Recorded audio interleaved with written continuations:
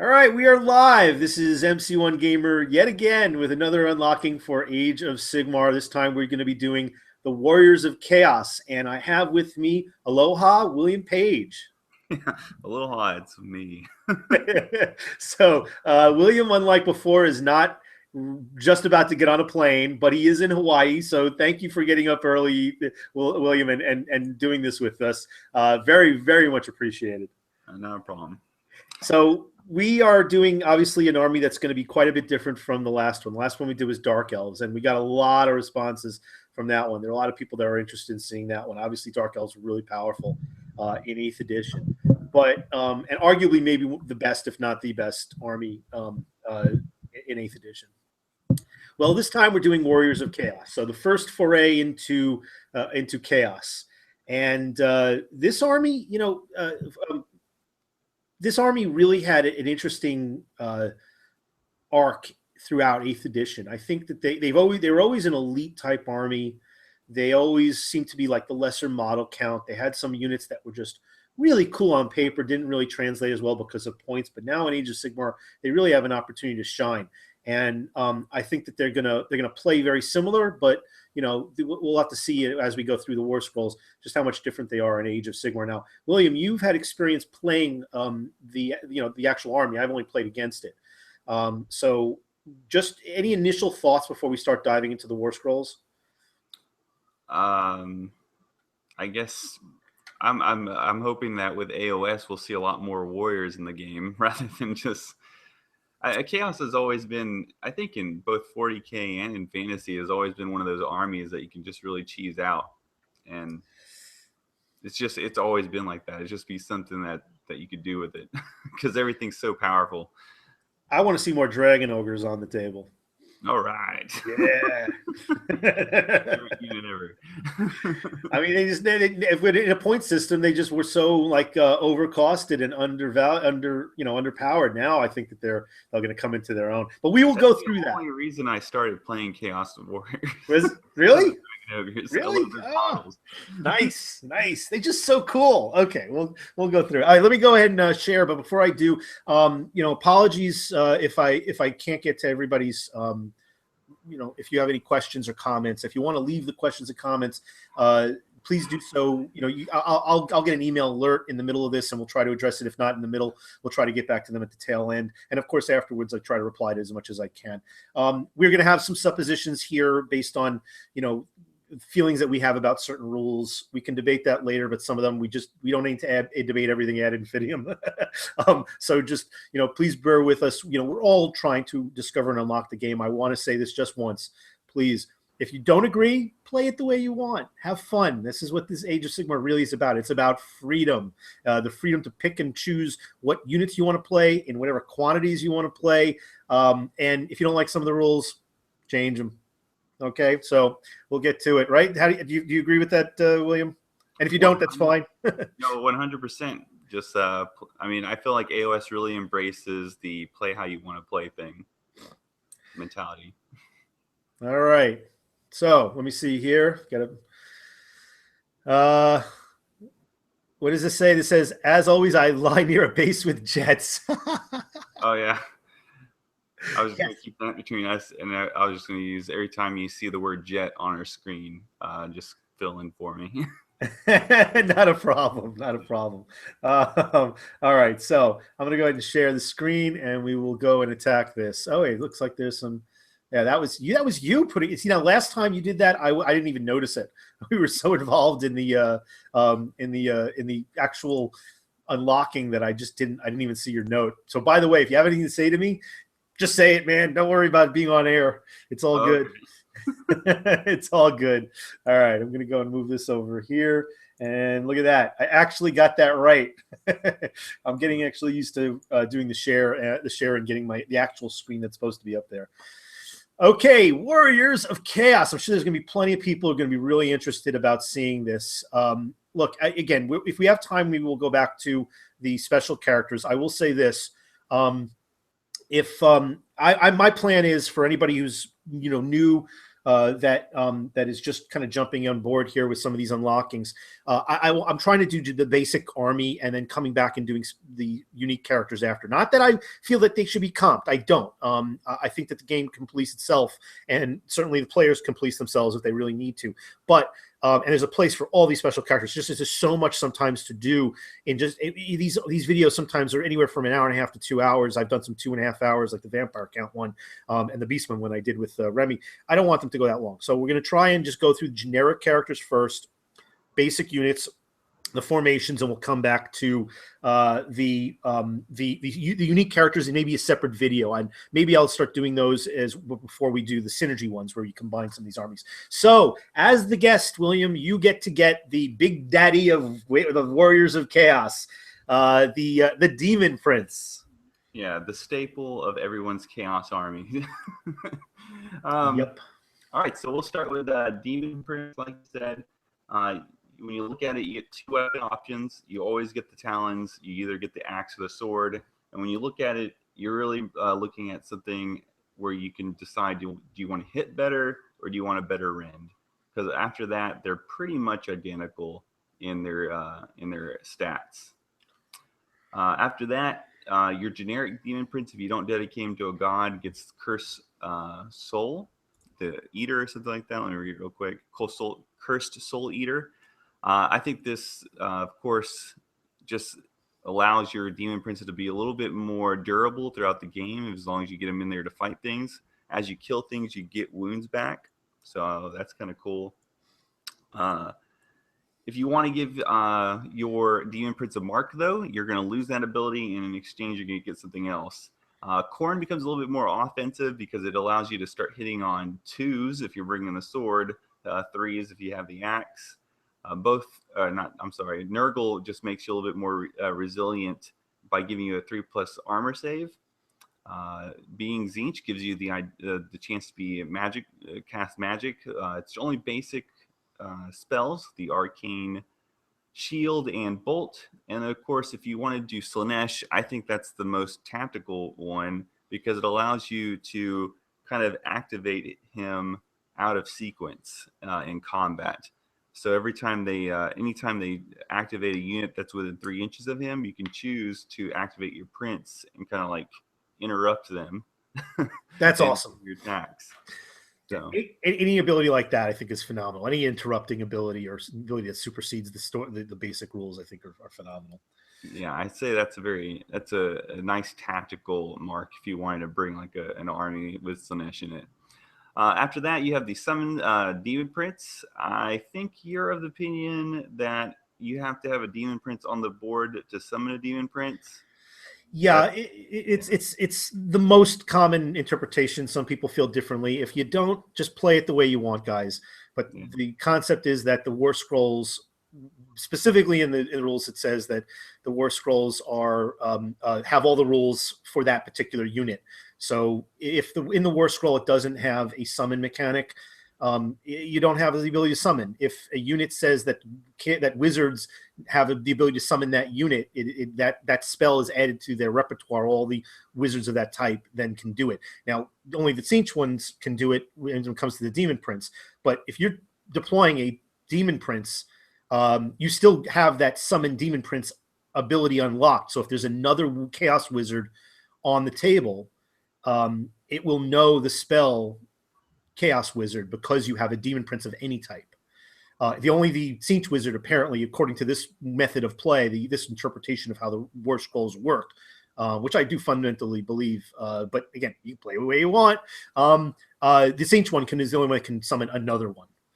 But yeah, I would play if I was playing somebody who thought along the lines that you thought. I would have no problem playing that way. I don't really invest myself that deeply in the game, so I don't really have a horse in that. But I mean, in my opinion, I think I would allow people to summon Demon Princes even if they didn't have a Demon Prince on the board within reason. Like if they came to me and were like, "Hey, I want to play a 6-scroll game, and then here's 3 scrolls I would like to use for summoning, and here's my 3 models," then I would probably be in favor of it. But if they're a person that's like, "Oh, look at me, I'm going to summon Demon Princes infinitely," then I'm like, get out of here. Yeah, the most reasonable comp and that's just a method of comp that you're suggesting for a smallish type game, and I totally support it. If that's what you want to do, and you and your group want to do that, why not? Why not? No, the rules police are not going to break down your door and slap cuffs on you. So before we move on from that particular thing, let me just say that one of the few things that I've heard that can, regardless of the interpretation of summoning, that people have said to try and rein in some of the chain summoning is that if you summon something, it can't then in kind all of a sudden summon something, at least not in the same turn. So you can't just do this indefinite chain in one hero phase, which kind of does limit some of the crazy. But again, the whole point of this series is it's an unlocking. That's what it's called, Unlocking Age of Sigmar. We're going to try and explore what are the possibilities. And my goal is to not do this with any kind of comp or restrictions and just open the floodgates, try to nail down as much what not just the rules as they're written are, but also in the same breath, the rules as intended. And if we can figure out the game, we're not neutering the game right off the bat before we look at all the possibilities and potential that's out there. So I'm just saying to everybody out there, just please understand, and let's just put the debate to the side. If you agree with these interpretations, wonderful. If you don't, and you want to play it a different way, just as good. There's nothing wrong with it. You don't have to get all your panties in a bunch, okay? You don't have to get your feathers ruffled. There's some people that just have that. I feel like it's almost like that ultra conservative person that's down the block, but they know something that they don't like is happening in that house, but they're just angry about that. It's happening. It happens over there. I've got to do something. Let me go to the local council and make an ordinance. I don't like that you can do that inside your own home or something like. It doesn't matter. You play your game. Play it the way you want. We're just, exploring these possibilities and talking about what we believe. And if you disagree, fine. That's the wonderful freedom that you have with Age of Sigmar. You can just make the change. All right, off the soapbox, moving on. So continue with the Demon Prince, my friend. Oh, I think we actually just covered it. I got to the summoning, and there you go. Okay. I think that the Demon Prince obviously is a no-brainer. You should take one, but I don't think you have to take one for this army to be really butch. The Demon Prince is actually surprisingly weaker than I thought. I thought he would be tougher. I mean, he's not a greater demon. But even the summoning is a little bit weaker than the greater demon summoning. It's an 8, which means you can improve that really easily. Some terrain features can add +1, some other abilities can add +1 on an 8. Even a 7 is a little bit above average to the roll you need. Weird enough, it's a 16-inch instead of an 18 that you usually is, which is a little strange to me. It has to be a little bit closer when you summon it. I guess they're just finding little ways to cut corners to try and make it a little bit harder. 8 wounds, not bad. A little bit below when it comes to the it's just a little bit tougher than a chariot base. And then here's the biggest surprise for me. It's a Demon Prince. It used to have such big movement, right? Now it has fly. The fly of only it only has fly. I guess certain ones. Am I correct? I did not notice it did still have fly. It says some Demon Princes have been blessed with the ability to fly. So they're standard 8 inches, but some of them move to 12. So let's see which ones can fly. No, I think it's just if you modeled your guys to fly. So you can have any of the types of Demon Prince to fly as long as you have the wings on it. Okay, so you're not limited by a specific Demon Prince having this ability. It's just whether or not you have the model or not. Okay, so 12 inches fly is not bad. I was thinking 8-inch fly. That's kind of a limit. I mean, it's nice that you can fly, but I've only seen maybe 1 or 2 units that have like a 6-inch fly, which those are like was it Spirit Hosts or something like that. But for a Demon Prince, you have some big wings there. I think a 12 inches is what's needed. All right. Did you notice also? Demon Princes are typically the leader of people's armies, and this thing doesn't have a command ability. That's interesting to me. That he'll only have the default command ability. That's a really good point. And I want to point something out. A lot of people I think are missing this. You don't need to have, if you just want to have a generic character, just use the generic command ability. You do not have to have a hero type character. You can have a monster. You can have the third guy from the right in your 20-man cluster of it's model. You pick a model. You don't pick a hero or anything. Right. You can have anything. Be a hero. Be a general and get that generic command ability to make a unit immune to battle shock. That is really interesting that you found that. I did not notice that. and I probably should have. That's one of the, when you just skim over these things, you don't always get the specifics. What's your take on that? I think it's a good balancing factor. I mean, anything in any game that's like a must take, I'm always like, ugh, that just sickens me. Just like, I don't like the idea of that. And so I think that this Demon Prince is a pretty good balance. It's going to be pretty powerful, but he's not going to be the focal point of anybody's army. And so I like that. Yeah, well, no longer at least. All right, so we're going to move past. All right, we're going to go to the Chaos Lord, who probably will be the focal point, if not one of the focal points of your army. Right. All right, so why don't you go ahead and start off again with the Chaos Lord, and I'll chime in after. Okay, so I looked over his different weapon options, and it came down to having a weapon that has a better range and dependability versus having the most potential output versus having lots of attacks and hitting more frequently. So it's, again, I think GW is doing a good job of not making any of the weapons an obvious choice. It's really going to be up to you. Maybe as we play the game for maybe another year or so, we'll realize that maybe some of the stats are more important than others. But as of right now, I like that balance. Yeah, I agree with you. Yeah. I noticed that Khorne, the Mark of Khorne, and having double axes kind of step on each other's toes if you read their rules. It's kind of, you wouldn't want to have the Mark of Khorne and double axes because it kind of is redundant. So I thought that was unfortunate. That's something I think they may have missed out on. Well, let's see what that means. First off, you have, if you have the Mark of Khorne, you re-roll ones. Right. All right. And if you are wielding a Chaos Rune Axe in each hand, you can re-roll failed hits. And I think that, yeah, why would you want the Mark of Khorne with the Chaos Rune Axes together? You're kind of losing one. You're right. Yeah, it'd probably be better to go. It doesn't really reward you at all. Well, you're going to lose out on them re-rolling ones because you're already re-rolling on a fail. So why you might as well take a different different mark. The warrior of the Mark of Khorne should be paired then with the broadsword or the glaive as opposed to the axes for maximum killing effect. That kind of forces you into a choice rather than giving you the most options. Yeah, that's a little interesting. I think it probably should have had an addition. Yeah, you're probably right. They either missed it or they just said, "No, we want you to make choices." But it would be nicer if they said, "If you had that, you get this also." Those together or something. You get an extra attack or something like that. It would be nice. Both the Nurgle and Tzeentch army, Tzeentch marks increase your durability. Nurgle gives you an extra wound, so you have a 7-wound Chaos Lord. Nice. So he's almost a Demon Prince in that facet. Tzeentch lets you reroll rolls of 1 for your failed roll saves. So that's pretty good too, especially if you get that magical spell on him that increases his armor. Or you send him in terrain. You get an extra +1. I forget that terrain gives you an armor bonus all the time. Yeah, it's at first few times I played, I just glossed over that rule. I just assumed it was -1 to shoot at somebody in terrain because of previous editions. But like many rules in Age of Sigmar, they're different, and that's what I think a lot of people getting hung up on when they're looking at the rules. They're thinking of old editions or other games even and the Age of Sigmar is really just its own thing now. Yeah, you get an extra play. Just so you know, if you're coming in new to this and you haven't really read through the 4-page rule book yet, or or like me, you had to read it like 6 times to kind of catch some of these nuances.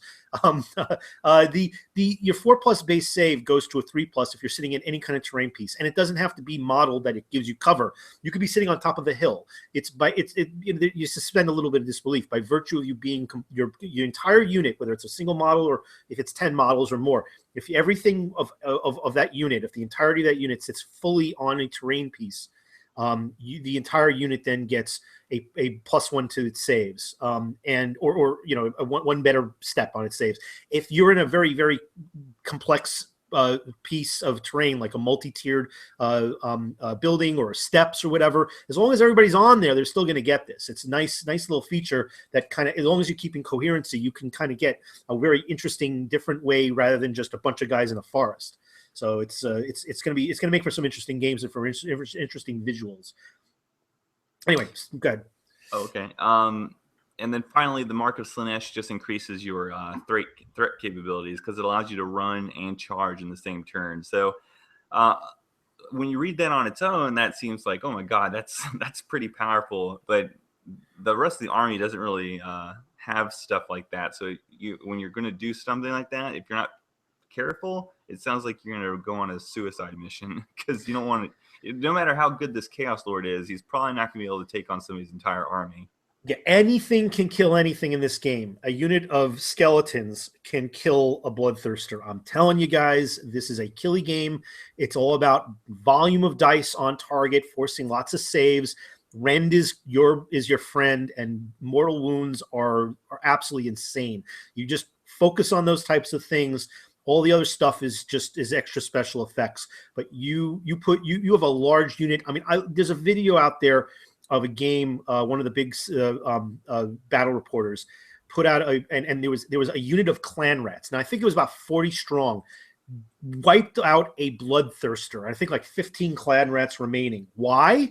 Because you have that many attacks, and there's only eventually you're going to start failing these saving throws, and monsters start diminish. This is a character, but monsters start diminishing. Everything can die, so don't worry. Don't worry. You're not gonna. You're not the your demon. Greater demon is not going to endlessly romp around the table. Something's going to kill it, or it's going to kill other things. It doesn't matter. But that fun thing is that everything's vulnerable. Okay.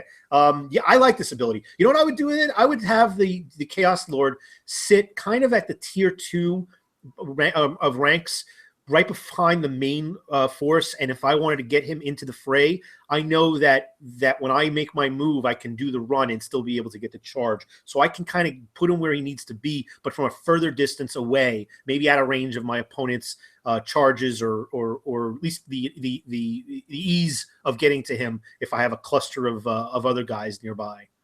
Yeah.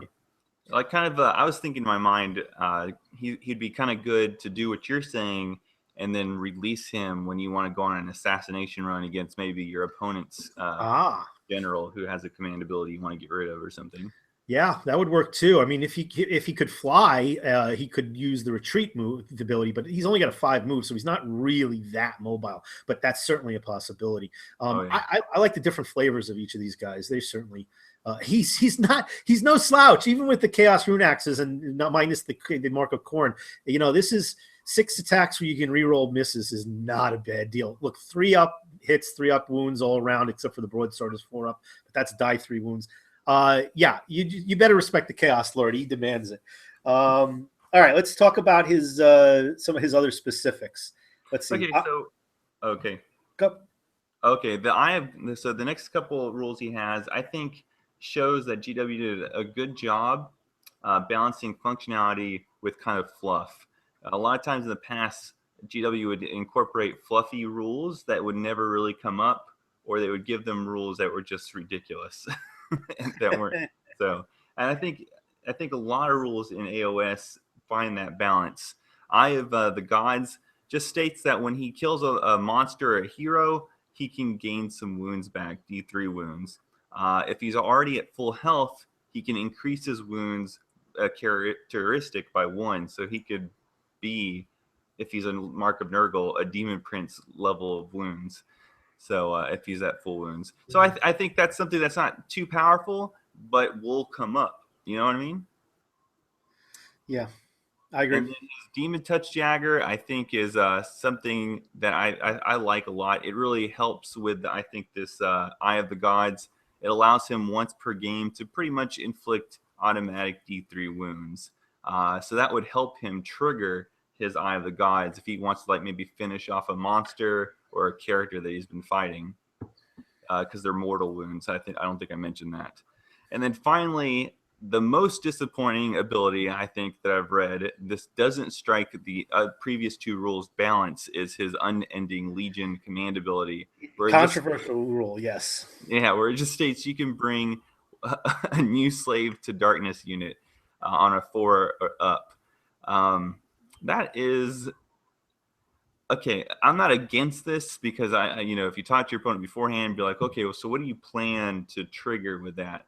But that's just so broad compared to the other 2 abilities that I don't know. I just feel like they could have done a way better job. Be like, you can bring a new 10-man unit of warriors or something, not just some generic slave to darkness unit. You could literally bring any monster, any character, any amount of models in a unit you wanted. So hypothetically, you could bring 100 Chaos Warriors in one unit, which is just kind of silly. Yeah, you'd have to fit it.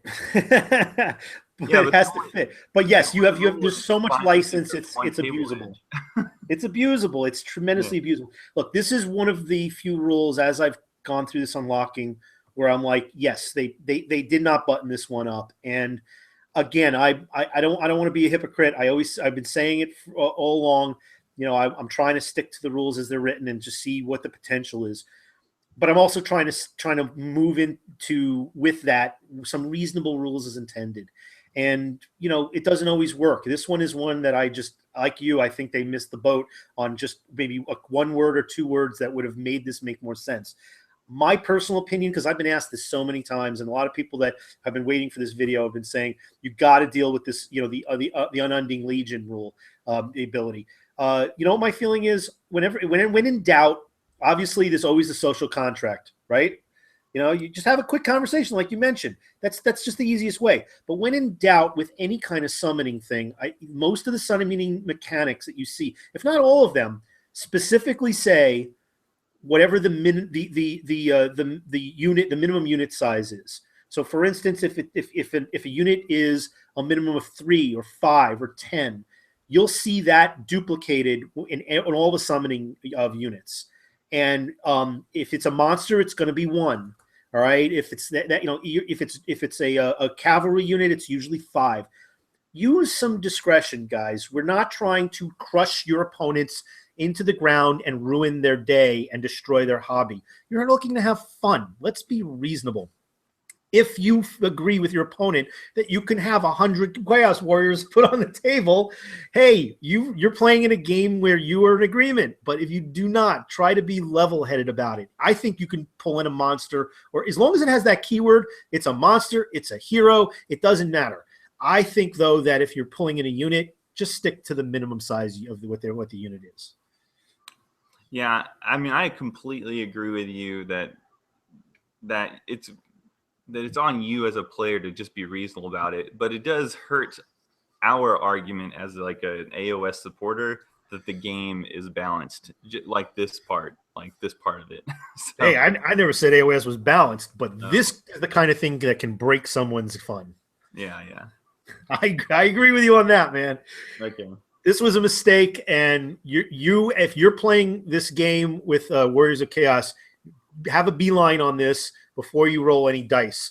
You guys should talk about it because it's definitely. I just think it was missed, and it needs to be addressed. So just like everything else, agree and have fun and move on.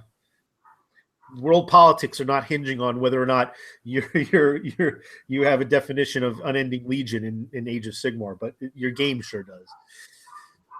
All right. Let's see. Okay, the Chaos Lord on a demonic mount, a little bit of a different flavor. Okay, so we got some similarities here. Still, you know, I think you start off with 1 extra wound. You can boost that up just like you did with Nurgle. Same kind of marks, but now on a larger scale. So let's take a look at the things that are different. First of all, you know, you're on a mount that's going to give you some extra attacks. Eye of the Gods. The life of a Chaos Lord is a quest for power, and with each mighty foe slain, he takes 1 step closer to immortality. Each time he slays a monster or hero, roll a dice. If the result is 2 or more, he heals die 3 wounds. If this model is already full health, increase his wounds by 1 instead. Hey, I like that. That's not so bad. You know, you're motivated to go after the other big boys, and you are nearly that yourself. Just like you were saying, you're like almost like a demon prince. You know, you kind of are a demon prince here. I think you're kicking out some good ability, good power. You don't have magic, but you're kicking out some really good attacks. You've got the same amount of wounds if you're Nurgle. And here you have a chaos, a command ability. The Knights of Chaos. If a Chaos Lord on a demonic mount uses ability, select a unit of Knights, Chariots, or Gorbear Chariots within 15 inches until your next phase. You can re-roll charges for that unit and add 1 to any hit rolls. I really like that. It's not just re-rolling charges. which means you have a better chance to maximize at 12 inches, or at least get your charge in, whatever you need. But now you got +1 to hit. That's always going to be sweet. I like him. I think that he's got a great amount of punch. He's got good survivability, some good range of abilities. I kind of like him better than just the standard Chaos Lord. Yeah, I mean, I think he's definitely built for a themed list. If you're going to bring a lot of mounted stuff, I don't think he has a lot of use in any other type of army. But yeah, I like him a lot.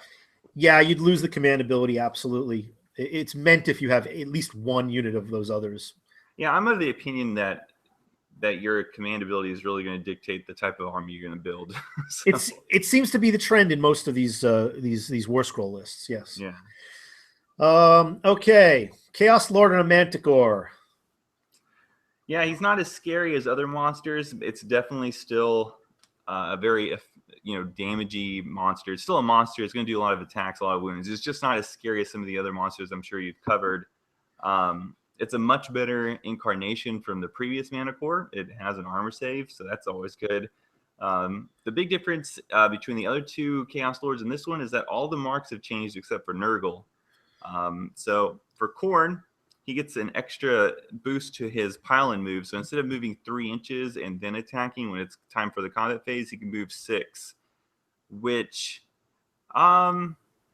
sounds good, but I'm pretty sure the rule says that you have to move towards the closest model. Mm-hmm. So I don't understand how that's going to be functional at all. Like, I don't understand what you're going to do with that extra movement there. Well, I think the threat is that you can be outside of the ability for your opponent to pile in against you in the combat phase, but that you have a greater threat range to then join in on the combat phase. Now, yes, the rule is that you go the first model of in the unit has to zero in on the nearest enemy model, and then everybody else has to keep cohesion while it's moving forward towards that unit. It doesn't have to necessarily be towards that unit because not everybody even needs to pile in. But in this case, yes, you would be piling towards the nearest model. But you know what? Depending on what happens in the combat, that can change. Depending on what models may potentially be removed, that can change. But the idea that you could sit outside the potential for your opponent to activate against you, but you can activate against them at your whim, I think is a nice ability. It's just not that great. Well, I don't know. I mean, I didn't read, I guess, all the rules together, but it says this model can pile in 6 inches instead of 3 inches. It doesn't change the rule that you're counted into combat in 3 inches. So, like, you're still not in combat unless you're within 3 inches of the enemy. So it doesn't really, like, if it said that you're now considered in combat if you're within 6 inches of the enemy, I figured that would be more effective. But this just says you can move 6 inches. Yeah. But who cares? If you're within 3 inches of the enemy, you're never going to use that extra 6 inches because you have to move the closest enemy, and the closest enemy will always be at a max 3 inches from you. Yeah, I think you have a good point there. Yeah, I kind of see if it said that it says you can, I think you could read it either way. And that's a good point. And this is one of those situations where, when we do the unlocking, sometimes we come into something that we kind of have to explore a little bit later on. And I certainly welcome the community who's watching either live now or later to weigh in, because I'd have to reread the core rules again to make sure that there's, some grammar, some more word formation that doesn't go against what you just said, because you have a really good point. It doesn't change the core rule, but the wording of this, I think, might be intended that he gets an extra 6 inch on his range in order to do so, because he's still getting a pile in of 6 inches. So I have to read that. I think you might have something there. It may just be that the range is extended to 6 inches from 3. I don't know. We'll have to reserve judgment later, but maybe somebody during the course of this episode might read through it and look at both this and the core rule and let us know how that reads. And afterwards, we'll explore it further. But you have a good point there. Yeah, I don't have the core rules in front of me, so I can't confirm that. So that's just my initial reaction to it. Nurgle's mark is the same. It just gives you a boost to your armor. Tzeentch doesn't make you a wizard, but allows you to unbind one spell as a wizard. So, I guess they don't want your Chaos Lord. I guess if you were able to become a wizard, that would defeat the purpose of being a Chaos Sorcerer Lord. Yeah, and then it's nice to have a strong mobile platform, though, to unbind, get within 18 inches. Oh, yeah, that's true, yeah. Oh, that's definitely true. And then the Mark of Slanesh affects your enemy's bravery if they're within combat range of them. So that's pretty much it. I feel like I love all these abilities that affect battle shock, but if you go and look, there's a lot of abilities that allow you just to ignore battle shock. So I wonder, as the game develops, if it almost becomes a moot phase in the game as more and more things are developed. That was my first inclination when before I even started going through the scrolls and I was just looking at the starter set. It just seemed like, Battle Shock's not going to be that big of a deal. But once you get other command abilities that look really interesting and really juicy, remember the command abilities only apply to the general. So you're only getting one command ability. And yes, everybody gets the immunity to Battle Shock one, but there's others that are similar to that. But honestly, I just don't think that that you're going to be using it all the time. There's lots of times there are other options, and William has a jet flying over, so I'm just going to continue to speak about the Territorial Predator. Yeah. Good. Okay. Any who stray into the territory of the manticore are as good as dead, especially larger creatures, which it sees as a potential rival. I love it. You can reroll hit rolls of 1 for the manticore's claws and jaw attacks if the target is a monster. All right, that's great. If the target is a unit within your army's territory, you can reroll any failed hit rolls for these attacks. Love it. That's awesome. It's a very effective rule, and it's a very and I like that it doesn't kind of overwrite one of the marks like we saw just before. I like that there are, if you have a monster on the table and you have lots of monsters on the table, which you totally could do in Age of Sigmar, and please go do it. Herds of Giants, Flights of Dragons, go do it. You couldn't before. Why not? And stop being the person that says no, you don't want to see it. Just do it. Have fun. It's cool. Freedom.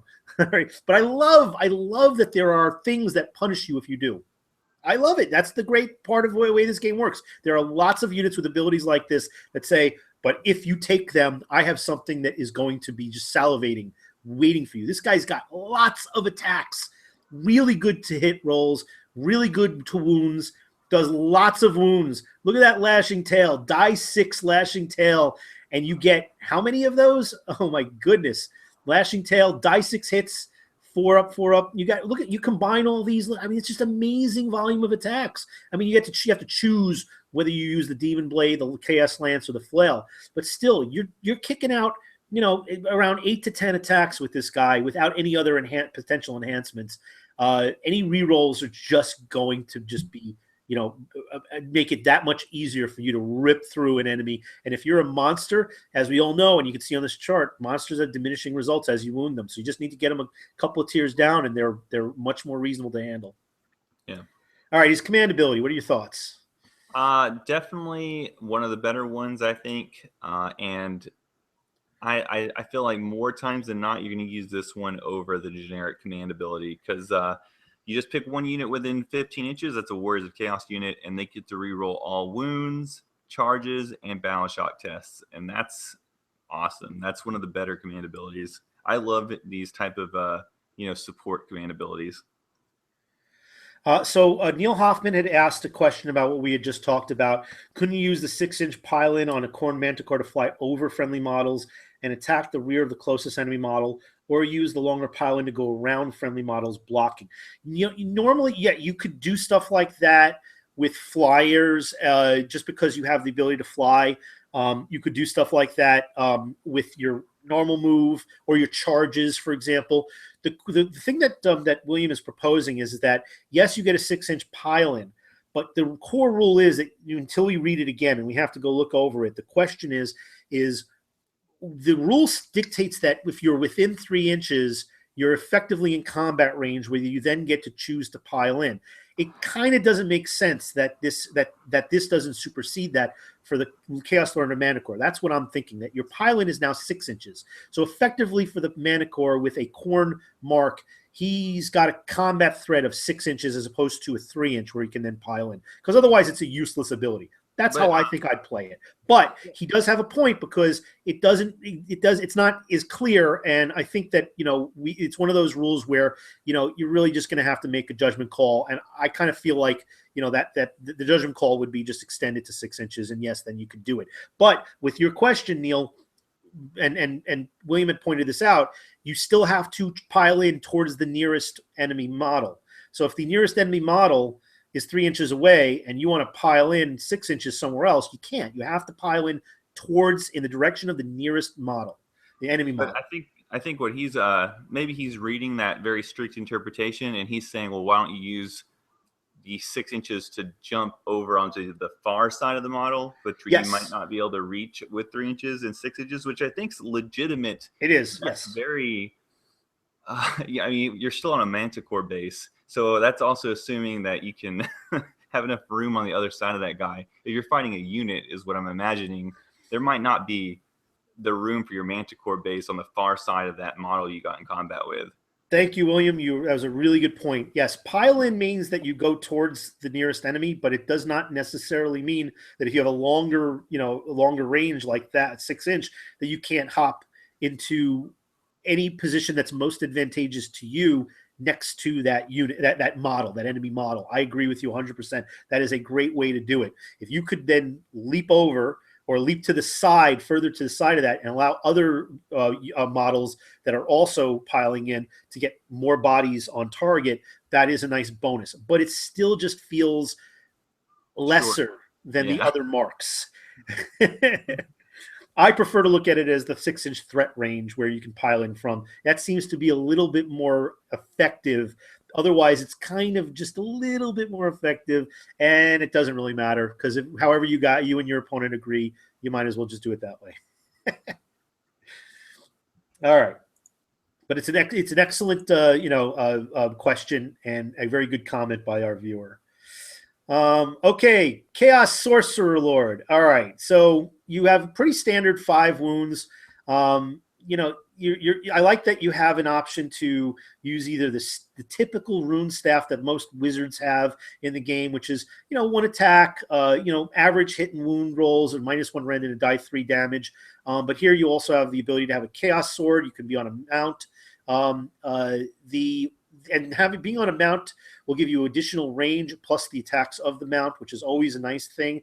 Obviously, in more cases than not, you're going to take the steed. Why not?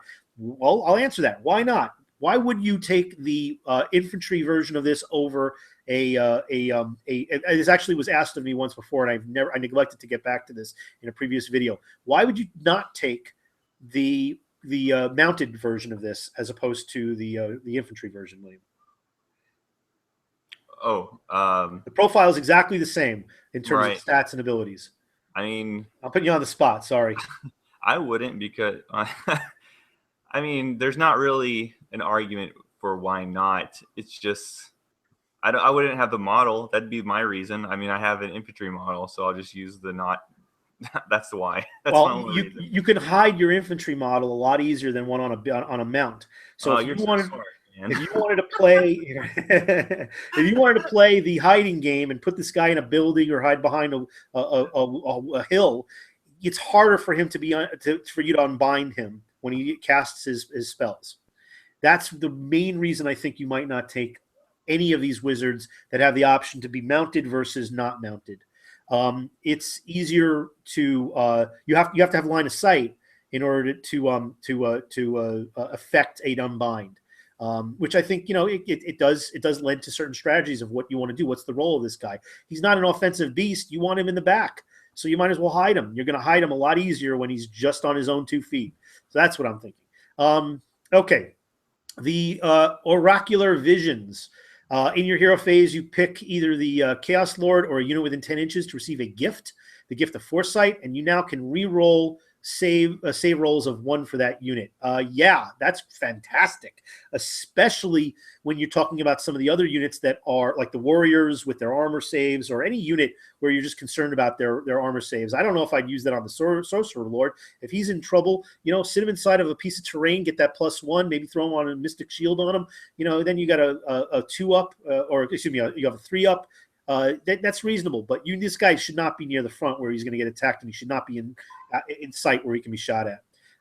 Mark of Chaos. If you wish, when setting up this model, you can pick one of the following keywords to assign it for the duration of the battle. Why would you do this? Tzeentch, Nurgle, or Slanesh? In case you have something else that triggers those keywords, but Amen. On its own right now, there's no reason to. Yeah, if there's an ability that just specifically applies to either of these 3 keywords, that's when you do it. Nothing comes to mind. Maybe we'll discover it as we go further into the warscrolls. The only thing that I can think of off the top of my head is the Chaos Warshine. Okay. All right. Yeah, that triggers stuff based on your keywords. Okay, so we'll get to that and we'll go over that. Then we'll revisit this because that's a pretty reasonable thing. Not a crazy ability, but it could be something that you might want to play with. Okay, so he in Magic, he's got 3 abilities. He's got Arcane Bolt, he's got Mystic Shield, he's got Demonic Power spells. So the Demonic Power spells and based on my the summoning, the most common interpretation of summoning, any units that you have that have the summoning ability will now also unlock a summoning spell or any of the summoning spells for this Chaos Lord. He is a wizard. All right, Demonic Power. The sorcerer bestows his followers with demonic essence, boosting their skill, strength, and resilience to unholy levels. All right, casting value of 5, pretty low. If it's cast, you pick the caster as well as a unit with 18 inches. And until your next hero phase, you can re-roll any hit rolls of 1, wound rolls of 1, and rolls of 1, any save rolls of 1. What could they just said any rolls of 1 for wound saves and I mean, there's so many examples. I'm sorry, I'm going to just get on a little mini rant here. There's so many examples here where they could have gone with the extra few words to clarify things, and here they went so extraneous. I mean, come on, just make it simple. Any rolls of 1 for wounds, saves, and hits. Not a bad demonic power. I'm sorry, that is a really good one. Not only do you get it, like you even need it with a Chaos Lord, like as if you're going to be fighting hand-to-hand, but you might but then you pick a unit within 18 inches and only for a casting value of 5. That can be crazy. That can be really good. Yeah, this guy is a really good support unit. Being able to potentially give out that reroll the saves of 1s to 2 units a turn. That the visions is awesome just because it's not a spell. That looks like it should be a spell, but it's great because it's not. So. The only thing I think that people should keep in mind when they're making their armies is that it seems to me that Chaos has a lot of potential of overlap. And so, of course, if you're going to bring your Sorcerer Lord, you probably don't want to bring a bunch of Khorne warriors with double hand weapons because then it kind of moots some of your magic. How so? Let me.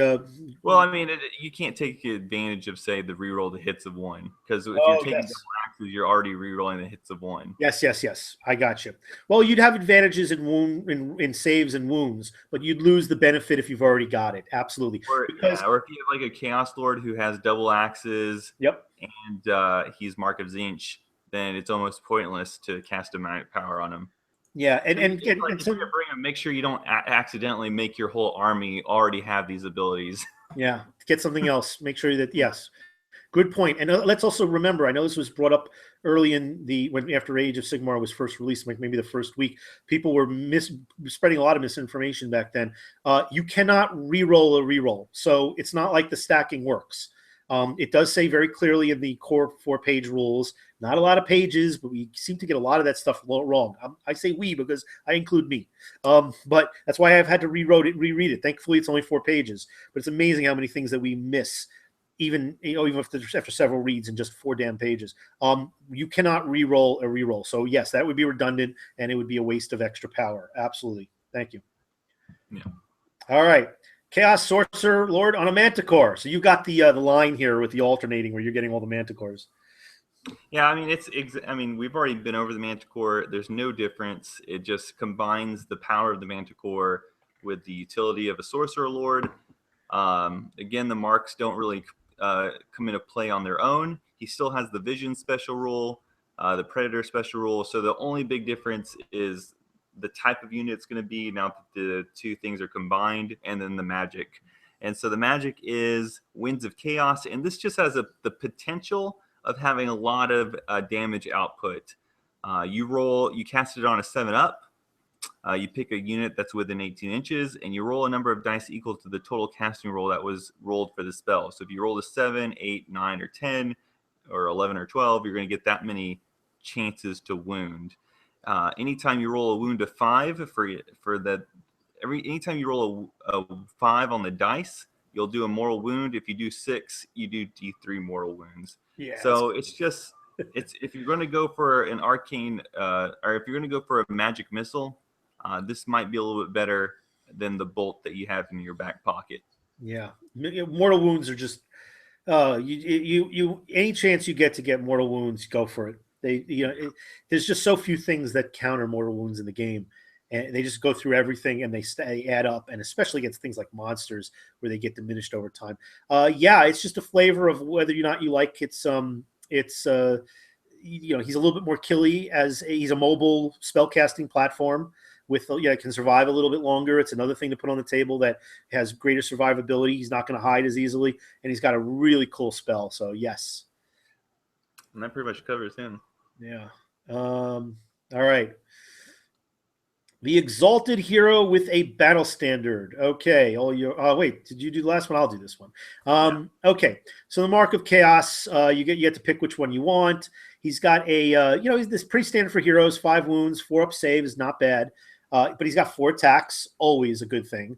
4 attacks, 3 up, 4 up. No rend, but that's okay. He's still going to be dishing. And his Chaos Rune Shield. Roll a dice each time this model suffers a mortal wound on a 5 or 6. It's ignored. That gives him such tremendous survivability. I mean, yes, he's only got 5 wounds, but still, anything that protects you from mortal wounds, any mechanic is absolutely key. There's a lot of automatic things that do mortal wounds. There's a lot of focus things that do mortal wounds. And if this guy is the kind of model, of the kind of unit that really should command attention from your opponent, they're going to be using those types of things to wipe him off the board as quickly as possible. And with a 4-up base save, it's very easily to get him to 2 up. He's an individual model, just a single model. He could sit in easily in a terrain piece to get the 3 up. And let's see if he has anything that gives him a further plus to his save. But we'll go. I just think that's a great mechanic, that Chaos Shield. All right, so Eager for Glory. You can reroll hits of 1 when you're targeting a hero monster. Fantastic. So there's another mechanic that's going to make you more effective against the bigger characters and big models. This is what this guy's all about. He's about his battle standard. So battle standard of the Dark Gods, and it really depends which ability you want to use. You declare that this model will plant the battle standard. By the way, it's an ability I kind of like. The idea that you kind of can't move, but you get it boosts. Sometimes it's just a boost to range. All right, so you can't move the model until your next turn. Glory to the Gods or Onward to Battle is what you'll be choosing from. On the first one, Glory to the Gods, you add 2 to the bravery of any models in any Slave to Darkness unit from your army within 20 inches. Now, it's a little bit longer than, say, like a Battle Shock, type enhancement, but +2 is pretty good. And if you're concerned that you're taking a lot of wounds in like a warrior unit or any other unit that has maybe multiple wounds and you lose a model due to Battle Shock, it's more than just losing a model. It's losing a pool of wounds. That's a nice ability to have. So, yes, it's very situational. But it certainly can come into play if you feel like you're in a battle where you're certainly gonna take Battle Shock tests. When you make here's an Onward to Battle. When you make a charge roll for Slaves to Darkness and unit within 20 inches of this model, you can re-roll 1 or both of the dice. I don't know. I guess if you roll a high one on one of them, you're not going to re-roll it. That makes sense.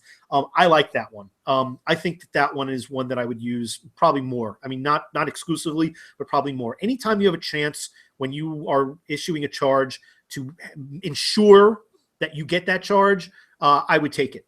And some of these abilities and some of these army PDFs, like getting minimals like of 6 on your charge range or 4 or whatever, anytime you get a minimal, that is absolutely fantastic. Why?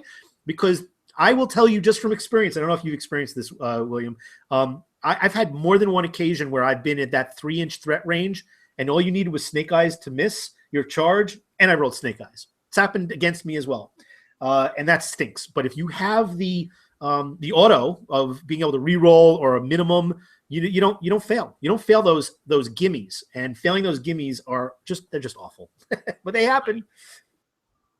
A couple of things I want to say about this guy is Eager for Glory. I think this is kind of a trick here.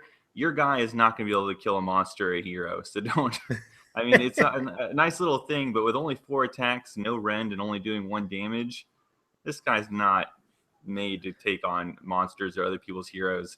I also think this is going to be one of those units that slowly fades away as GW releases each god's unique followers. Because I played against the Blood Secretary while I was having this guy, and it just pales in comparison with the abilities. And I think once Tzeentch, Slanesh, and Nurgle get their versions of a Battle Standard Bearer, I don't think you'll see this guy ever. Yeah, I agree. I think that we're going to see more fleshed out, diverse units with their own war scrolls and formations throughout all of these armies. And yeah, something like this is very generic. It's there now and use it, but you probably have something to replace it. I think you're absolutely right. And over time, but it's going to take a while before they release enough stuff to wipe out everything, certainly, if ever. Look, I don't know if I'd pick him over some of the other hero choices if you had some limitations in a larger game. Yes, but there's some things I think that you can do just reasonably well for his role in other choices. Warriors of Chaos. Go for it. Okay, well, the staple, I have 3 units of these guys, so I'm pretty excited about them. They come with 3 different weapon options. You have the hand weapon, which just lets you hit more effectively. The halberd gives you a longer threat range, and the great blade gives you a rend ability and an easier chance to wound. Other than that, though, they're pretty much equal in all other regards.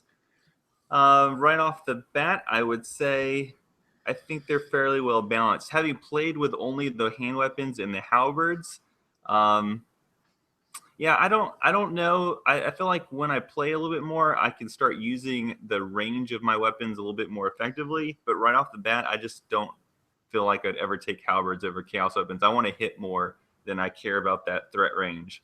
But maybe as I play and become a better player in AoS, maybe I'll value that extra range a little bit better. Well, try this. You have a 2-inch range on your halberds. You could have 2 units of Chaos Warriors, one with hand weapons and the other one with halberds. You can line them up or even put your hand weapon ones too deep. And then your second unit could be right behind there and still be able to get their halberds into the combat with the front rank of your enemy because of that 2-inch reach.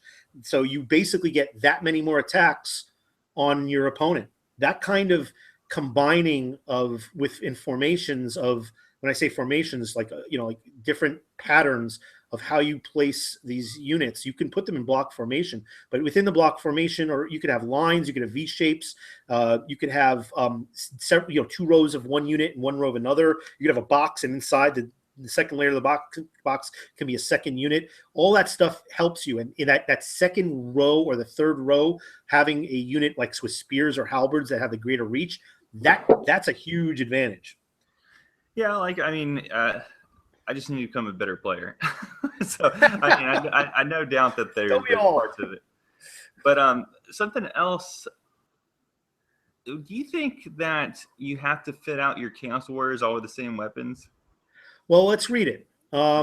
Okay, so some units wield either Chaos hand weapons or halberds and carry rune shields. Yeah, it's a little bit different worded than I've seen in some. There's been a couple of them where it says you basically can do it all. How was it in the previous edition? Did they have you had to choose then too? I'm sorry, what was that? There was a jet. No problem. In the previous edition, it was either halberds or hand weapon shield, right? Right. You had to fit them out all the same. I'm just wondering, do you feel like that's the same here, or can you have one unit with some double hands and some halberds and some shields and swords? I personally feel that you pick for the unit. Each unit has a choice. So you can have different units that have a different choice, but I think you have to choose for the entire unit. Which is unfortunate because, like with my son's army, his ogre bulls, they're kind of all over the place. He liked the the fist weapon on one, and he liked the double clubs on another. So it's his army. I just get to play it every once in a while. But yeah, in those kind of situations, I think you need to declare. Sometimes, some players will want to have it specifically WYSIWYG, so you got to declare what it's going to be. I think that it's a choice though. You model it out, or magnetize it so you have options. But you have 3 units. Are they all hand weapon? No, I have a mix of them. I was just wondering, maybe that would be a way to make it a little bit more tactical with ranges if you put hand weapon guys up front with the halberds in the back. I mean, I know you can do that already by just having 2 separate units, but I was wondering if you can just take it further and just split. You have 1 unit have all that dynamicness to it. Got a message from Mick Bow. He says, I'm constantly talking about formations and stuff, but since you need to get within a ½ inch, you will need to let yourself be charged and keep that in mind. Otherwise, I missed the rest of it. Yeah, there's other limitations to having these formations. I think if I understand where your comment's going, Mick. When I talk about formations, there is a limitation to it. Let's just look at it from a purely defensive standpoint. From a defensive standpoint, you're waiting for your opponent to come at you. It is a protecting method to have layered defenses where the second ranks or further ranks with longer reaches can bear on your target. Absolutely. But what I think you're talking about is that because you have to be charged, that's where it's effective. You're right about that. If you have 2 or 3 units doing this and you want to move, you're just moving together. If you're charging offensively, they're individual charges, and what happens if one or both or more of them fail their charge? You lose that entire cohesion. So yes, it's more of a defensive formation. Otherwise, you're taking a major risk when you're moving forward. Otherwise, don't charge with that unit or charge with elements of that unit and have a backup plan. But yes, it's a good comment and well worth just breaking off to go and address. All right, Warriors of Chaos, where are we otherwise? Do we finish these guys? Standard bearers give you a bonus to your bravery. Horn blowers let you add 1 to your run and charge rolls, which I guess is pretty good if you want to get that combat for sure. The Mark of Chaos is just you choose something, and then I guess other things of the game are going to affect that. Berserk Fury is the common rule that if you have double hand weapons, you get to reroll 1s. Yeah. And then the Rune Shield is the Chaos, I guess, characteristic of having something to defend against mortal wounds. Other than that, though, I didn't see this part. Legions of Chaos, if you bring a unit of more than 20 models, you can reroll saves of 1. So like I said, if you bring your Sorcerer, make sure you're not stepping on other people's toes. Yes, but still, that's nice. Yeah. A unit of 20 warriors already is crazy. Now you get the extra bonuses of a better save. Throw a Mystic Shield. We had another mechanic earlier where you could add +1 to a save. These guys could be at 2 up very easily and re-rolling. Oh, yes. Warriors of Chaos, or just little tanks that can dish out too. Yeah, 5 move is not bad either. Yeah. All right. Marauders. Okay. I got a message here, so if you want to start off with Marauders, I'll go see if this is something we're going to jump in with. Oh, okay. They have 2 choices for melee weapons. They have the axe and the flail. They hit 4 on 4 with the barbarian axe, and the flail is 5 on 3.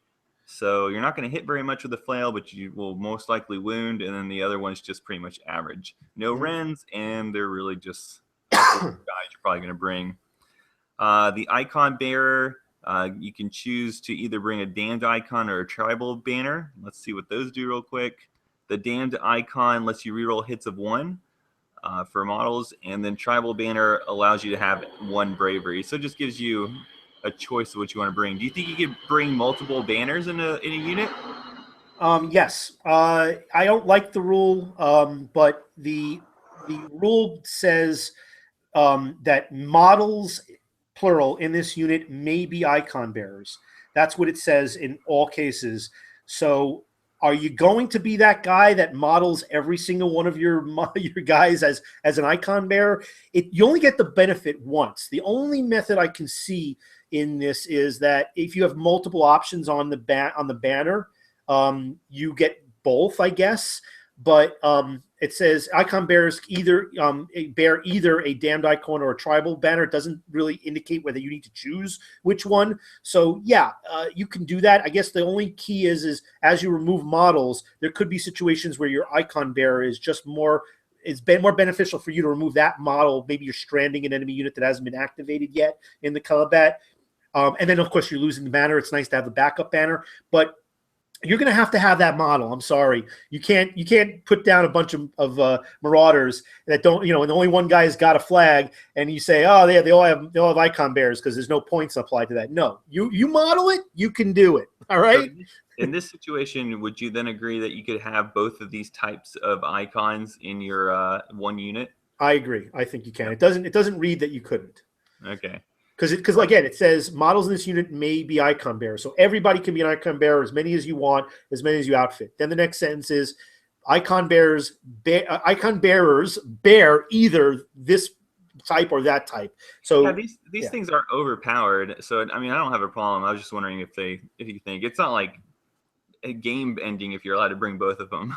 Well, I will say this: I don't have any problem if somebody says, let's just limit one standard per.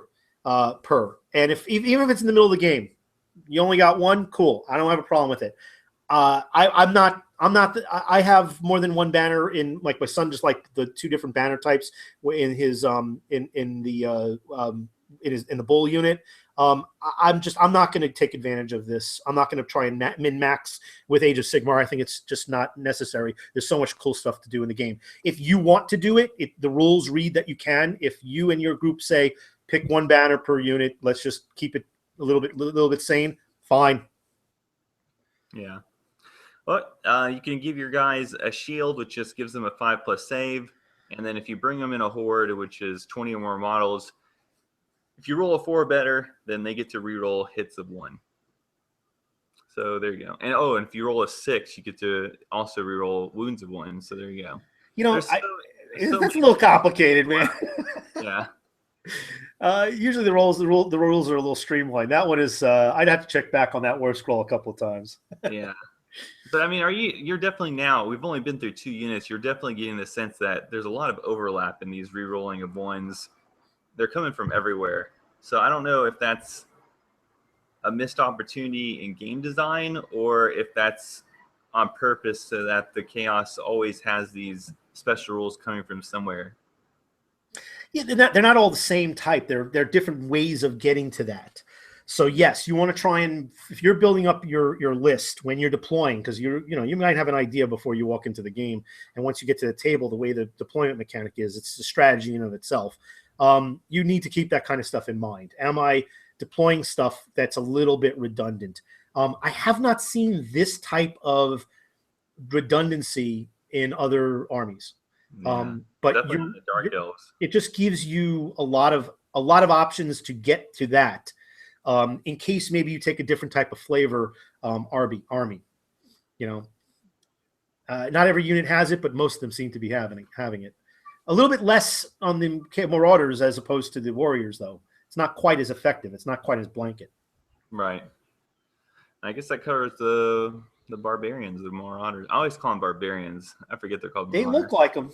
They look like big burly. They're sporting no shirts and a lot of leather. Yeah. All right, the Forsaken. The great unit for converting and just to getting some creativity into the mix. 2 wounds each. I forget. Did the Warriors have 1 wound each? No, the Warriors had 2. Marauders only 1. Okay, so Forsaken are also at that 2 wound mark. So freakish mutations. This is what it's all about. Okay, all right. You got fairly standard stuff all around. Otherwise, they random attacks at die 3, 4 up, 4 up, no rend, 1 damage. It's all about the freakish mutations. This is something that's going to be fluffy, and I don't know if I like the word fluffy, but I keep using it. But it's definitely going to work within the theme of the army. If you like this type of chaotic stuff, you're going to love the Forsaken. All right, so what happens is before it makes its attacks, you never really know what kind of benefit you're going to get. You roll and see what it is. So on a 1 through 6, you're going to get one of the following: Wreathing Tentacles, units mutations have a range of 3 inches instead of 1. I like that, but you don't know. You can't count on it. So that could change your tactics. Every turn, every combat, you're going to have to adjust what you're going to do with the Forsaken. But again, beer and pretzels, it could be hysterical. It could be a lot of fun. And I just love that idea with this unit that they're just oozing chaos to the point where, you just don't know. Razor Talons, they have a rend of -1 instead of a blank. Not bad. Extra arms, +1 to the attack on the die 3 roll. Lashing Tongues, add 1 to the result of any hit rolls for the unit's freakish mutations. Venomous Fangs, add 1 result to any wound rolls for the unit's freakish mutations. Okay, not bad. Decapitating Claws, add 1 to the damage of the unit's freakish mutations. I got to tell you, I'm working with this guy Jim at Litgo, making tokens for this game, and I'm making up lists for them. I haven't gotten to this army list yet. You're going to need a token for all these. You're going to need a token for every army has like a list of its own. You're going to need 6 damn tokens for the Forsaken, man. Maybe even more if you have more than 1 unit. You may need a set of each. But yeah, you want to keep track of that kind of stuff, because just putting a little a little gem token over there is not going to help you. Maybe put a 1 die, die 6. That would be fine. But I'm big about the tokens. I like the nerd bling. I think they're funny. Yeah. I don't think there's much to say about them. I mean, I think they keep the flavor from the other editions, so I like them too. Chaos Chariots. All right, so the Chaos Chariot, you always get the Lashing Whip attack. Then your other guy gets a choice between a Great Blade and a War Flail. I personally think I would take the Great Blade because you're always going to get 3 attacks and you're going to have a rend ability, while the Flails only give you a random amount of attacks and no rend ability. So... Usually I like randomness, but this one seems pointless. I would never take the War Flails unless it just looked cool, I guess. But yeah, I agree. Still wouldn't do it. Yeah, I agree. The movement for this chariot is 8, but that's deceptive because it has the Don't Spare the Lash, which you can just add an extra roll, extra dice, or 1 dice extra worth of movement to it. I don't know why that took so long. You can words are hard. Yeah. Mark of Chaos again, but not anything specific in the entry. And then Swift Death. This is one of the few chariots that is rewarded for charging. I remember for the Dark Elves, there wasn't too much reward for charging with a chariot. It kind of felt like it wasn't like that type of chariot. They were more standoffish. This one you definitely want to get in, because when you charge, you can add 1 to all your hit and wound rolls for only the hooves. So it's not even that great. But I mean, it does reward you a bit. Yeah, but there's 4 hooves. Yeah. There's 4 of them. You hit on 3s and wound on 3s if you charge with them. That's pretty good to me, man. I mean, come on. There's 4 of them. There's a lot of attacks on this chariot. Yeah, I've seen mechanics where it's like you end after the charge, if anything within 1 inch of the chariot, you get X, whatever that is. This one is just blanket. You just get better. The creatures, the steeds pulling the chariots, just get that much better. Yeah, I think this would have been. I mean, I know GW didn't include this, but at least one of the universal rules I think would have been neat to have for this game is that when a chariot charges, you do D6 mortal wounds. Yeah, I like that they made they're making these war scrolls the kind of things that you could just. If they're on a card, they're an index card size. You print them out. You want to have them streamlined and simple. I think the whole point of war scrolls, which is why there's all that whole summoning debate, is that it's by the war scroll. That's the mechanic. And if you try to put too much shit on there, it becomes like a microfiche. If anybody doesn't know what microfiche is, that says what my age is. I think it's really, really micronized wording. If you ever just Google it. Moving on. All right. Yes. I still think it's Butch. Look at all his attacks. If you get any kind of an ability on the table that can add plus attacks to all of that in that profile. I mean, yes, you got to make choices like the War Flail or the Great Blade, but still, you've got a lot of attacks, even +1s across. Even part of this, just the hooves, the roughshod hooves, I think is going to make this really tough. 7 wounds each. I just think that the chariots overall in the game have lost the visual and the rules for them impacting into things. I mean, it's almost like the mass of the chariot isn't being considered in the rules anymore. It's just like a thing, and then the guys on top are all the offensive output. Yeah, I did like that. Look, I've made it. I haven't said it as much recently as I did early on. There are things we have lost from previous editions of Eighth and prior of Warhammer. That's one of them. There's a flavor of that I did like. I agree with you. Just knowing that you're going to get a random number of impact hits kind of felt cool with Chariots. Yeah, there's just nothing reflecting the mass of that chariot hitting anything. It's just kind of like a war platform now for these guys. Yeah, I would have liked to have seen. I do see it on some. Again, I've seen it on other chariot units. Again, if you on a charge, all units within 1 inch get whatever. Right. That's not every chariot though. When some chariots get kind of blah, like the Dark Elf one we talked about. Yeah. This one's okay. This one's all right. But it's nothing to laugh to shirk off that 4 attacks get in, or 3-up now. That 3-up is a big deal. But yeah, it just doesn't have the crush that sometimes chariots could in previous editions. All right, look, some units are better in AoS, some units are a little bit worse. It's absolutely true. I still would take these. I still would take chariots. Yeah. I would take like three in a unit, maybe 2 units of these. Good moving, lots of attacks, good amount of wounds. Definitely worth bringing onto the table. Marauder horsemen. You can do this one. Okay, I'll do this one. Okay. So 12 move. Now, what were the roles of Marauder horsemen in the previous edition? Were they more chaffy? Yeah, just redirect. Yeah. And everything that was chaff in previous edition now is meteor, has a much more stand-in and survivability and offensive capability. Every single unit, even the silliest and cheapest of your chaff units from 8th edition are tougher now, which means they have a role still. They're usually not as tough as like a heavy infantry unit or a heavy cavalry unit, but they still have a role. Now this one still, it's only a 6-up save base, but a nice 12-inch move. That 2 wounds a pop means that a unit of 5 Marauder horsemen still have some survivability. And they certainly have some offensive ability too.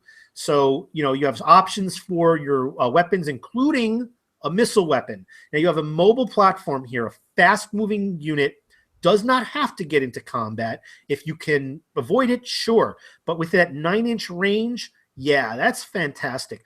And if you're reading the rules properly, you can make a normal move, not a run move, and you can also shoot and charge. If you run, normally you can't, but this unit allows you to break that rule. Actually, let me read this correctly. If the unit includes any hornblowers, add 1 to its run and charge rolls. Okay, so it doesn't allow you to break it. So it's not like a real fast cav type thing, but it does give you pluses to those rolls. So you can charge with this unit after a standard move much more easily because you get a +1. If you do choose to run, you'll be running further to get it within range of whatever you want to do. Let's see, it's got the Mark of Chaos, as we discussed. You pick each one for whatever benefits we're going to see further on down. Feigned flight. Okay, so this one, Marauder horsemen can shoot and charge even if they retreated in the same turn. That's key, because retreat is one of the best abilities I've seen in this game when it comes to movement.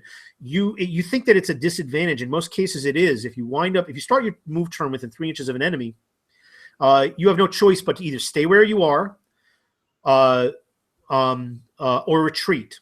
Okay, you can't effectively charge or make a move where a standard move.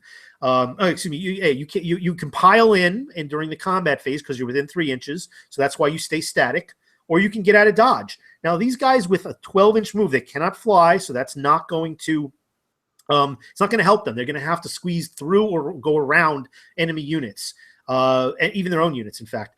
But 12-inch gives you a lot of ability to do that, and you had a +1 because of your hornblower, so that's not such a bad deal. But the fact that they can shoot and charge even if they retreated means that you can effectively move them away from an enemy and then shoot, or you can move them away from an enemy and still be able to charge another enemy on, maybe 20 inches away, because you've got that move. You got to get away from an enemy unit and then get no closer than 3 inches from an enemy. And with a good long +1 to now your roll to 2d12, you've got a larger range, even though it's just +1, that adds up, in order to get them from one combat area to another really quickly. So you can run you could run these guys up a flank, or you could help with screening your main force and then peel off and go after a hero that's hiding, or a war machine, and they can dish some good damage. They're they got the shooting attack, they've got all the rest of the profile, which is not great. Look, they're not heavy cav. They're not going to be your elite troops, but they do have a nice ability to kind of fake out your opponent, peel away from combat, and get to where you really need them. And having that move and shoot is always nice. Yeah, they're. I think when we start playing this game more, I think people are going to start settling into battle scrolls. I forget what they call them, but the formations where you can bring certain units or everything. Yep. And that's going to cause people to want to kind of form this kind of core that they never want to leave, this bubble they never want to leave. And of course, you want to play missions so that people have to make the kind of cost-benefit analysis of when would be a good time to start separating out your army, because as long as they stay together, they're going to have all these abilities that stack on each other and really make them like a meat grinder to get in touch with. So when you have a unit like this that can, I love this Feign Flight ability, you can pretty much run them closer. I mean, you have to get close because you have to get within 9 inches, but you can kind of run them on the backside or on a far side of the entire army and start shooting. And it might be tempting for your opponent to try to disengage from their protective bubble of abilities to try to deal with these guys. And when they do that, if we bear in mind they don't kill everybody that's a marauder, you're going to continue to be able to pull off and just be annoying. And a couple of things are going to happen. They're going to see it's not worth it to come after them, and you're just going to have this annoying missile unit just whittling them down. Or you're going to play into a kind of a tactical benefit for yourself. You're going to start pulling them away from their bubble, because you're going to keep on shooting them. They're going to come after you. You're going to pull off and shoot them. And sooner or later, they're going to be like, oh, crap, I'm not in my bubble anymore. Absolutely. These guys will mess up your plans. That's the point. They're not great, but they have a great role. I think they're great at being annoying. That's the point. Yeah, they also have these Darkwood shields. Give them a little bit better armor save. Nothing crazy, but you can work with that. There's ways to improve it. And I like the icon that re-rolls hit rolls of 1. Yeah, we're seeing that again.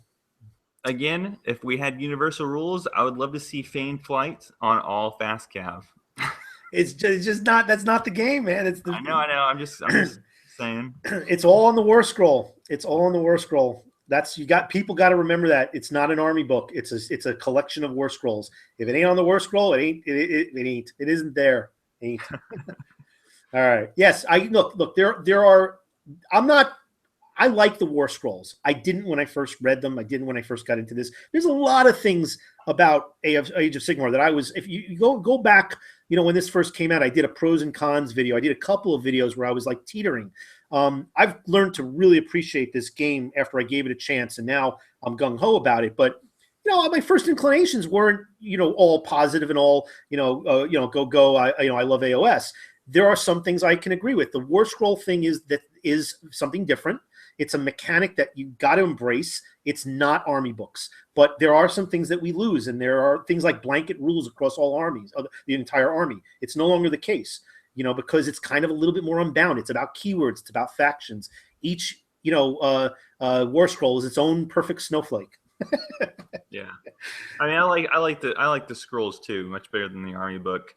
I'm just seeing, things wish list things I wish every unit had, but. I can deal with it. It's fun. So Magnus Larson said, Marauder Horseman is really cool. You got the same grammar that I do. Is really cool when jumping between units in close combat. Yeah, if you can fit. Just remember that they don't fly. They don't jump over. They can jump between. He says, I've met them in war, and these guys really did their thing. Dude, if you met these guys in war, maybe you stepped through one of the realm gates or something. I don't know. Yes, they're very mobile, and I definitely would take one, if not two of them, 2 units of them. Chosen, up all yours, man. All right, they are 2 wounds. They have 1 more attack than your normal Chaos Warrior. They hit and wound better than your Chaos Warriors, and they have a rend. So these guys on their own, just in the stats, are pretty impressive. They have the champion, which just gives a boost to one of their attacks, and then the icons, the skull, and the drummer are the same. Mark of the Chaos is the same, and then their special rules are like this. So they have slaughter leaders. The chosen are, I guess, the main focal point of an army, and so when they go into a unit and they kill everybody in an enemy unit, that's going to inspire everybody else around them, and all other Slave of Darkness units will get to reroll their failed wound rolls that are within 8 inches of this unit.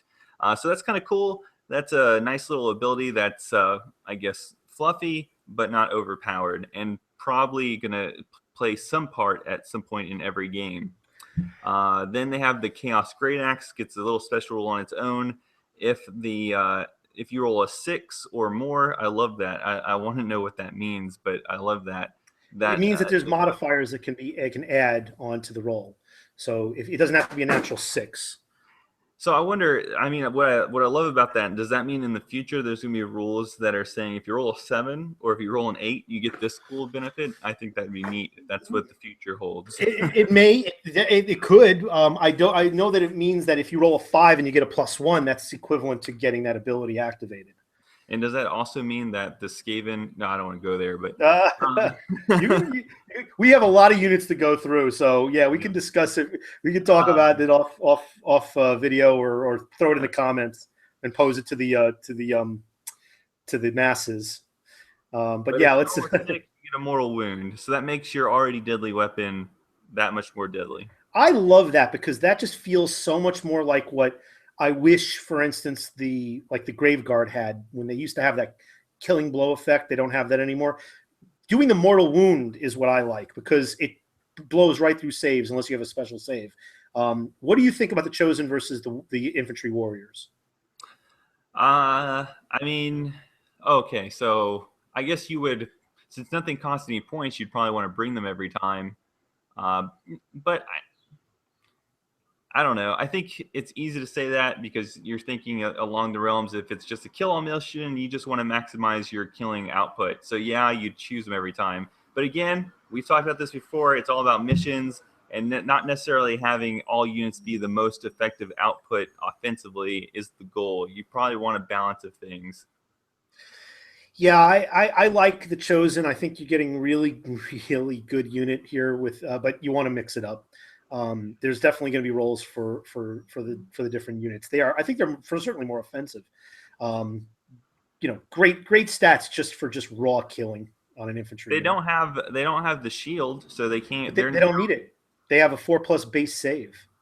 Oh, I'm talking about the shield that allows them to ignore mortal wounds on 5 or 6. Yes. Well, obviously that is a big difference depending on who you're up against. I agree. Yep. So I mean I guess that is the only benefit that they have over the Chosen. Chaos Knights. Okay. Good move at 10 inches. I like that they're 3 wounds. A lot of the mounted units are only 2. So they're obviously quite a bit tougher, which they should be. Ensorcelled weapons, 3 attacks. Chaos Glaive, 2. So you're choosing. War Steeds, simple for any mounted, 2 attacks, 4 up, 4 up. The truth with these guys is that they're an armored mobile unit and they can hit pretty damn hard. I mean, 3 attacks is pretty much at least 1 extra attack more than it's 1 extra attack more than your standard knight unit. Let's take a look at we got this typical stuff with the hornblower and the standard bearer. For the hornblower, adding +1 to its run and charge rolls, which is key. You already have a 10-inch range. Now your charging range, 10-inch movement. Now your charging range is a little bit better as well. They have the Chaos Wound Shields, which is exactly what you just mentioned. You're starting out with a 4-up base save, but should you be dealing with mortal wounds, now you have a 5 or 6, so you can ignore them. That's fantastic, especially for a 3-wound Chaos Knight. You get 5 of these guys. Those mortal wounds for a lot of shooting things can add up, and this is going to make them that much more survivable. The glaives can do additional damage and have a better rend. If you charge, you have a Mark of Chaos, same as we've just discussed before, with a different keyword that can come into play later. And your Terrifying Champions, you basically subtract 1 from a bravery of an enemy unit that's been 3 inches for purposes of battle shock tests. That's not bad. That adds up. I mean, it's not. And let's keep in mind this doesn't stack.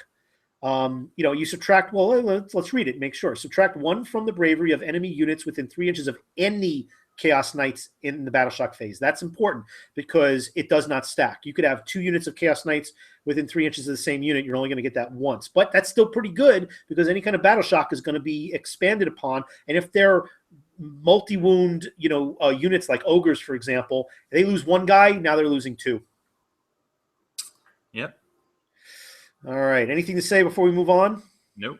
All right. Gorbear's Chariots. Go for it. Oh, you get all the Chariots. You're just going to grumble about no impact hits again, aren't you? Oh, actually, this is something you should do this one because this is what you're talking about. Yeah. Okay. Yes. All right. So thank you. So they have 8 wounds, which is pretty standard for Chariots, and 8 move, which is average. Some of them are like 10, very rare. Let's see. You have the Mark of Chaos again, as we've seen all across the board. Here's the Gorbear's Charge. Now, I think the Gorbear's Chariots previously were a little bit butcher than your standard Chariots, just in terms of impact hits. A lot of people chose those. Am I correct? They usually had increased impact hits. Okay. When you watch tournament battle reports, it seemed like that. Yeah. Okay. So after the unit has finished its charge move, roll a dice for any enemy model within 2 inches. Okay, it's usually within 1 inch. This is within 2 inches, so it's got to have really big scythes on this thing.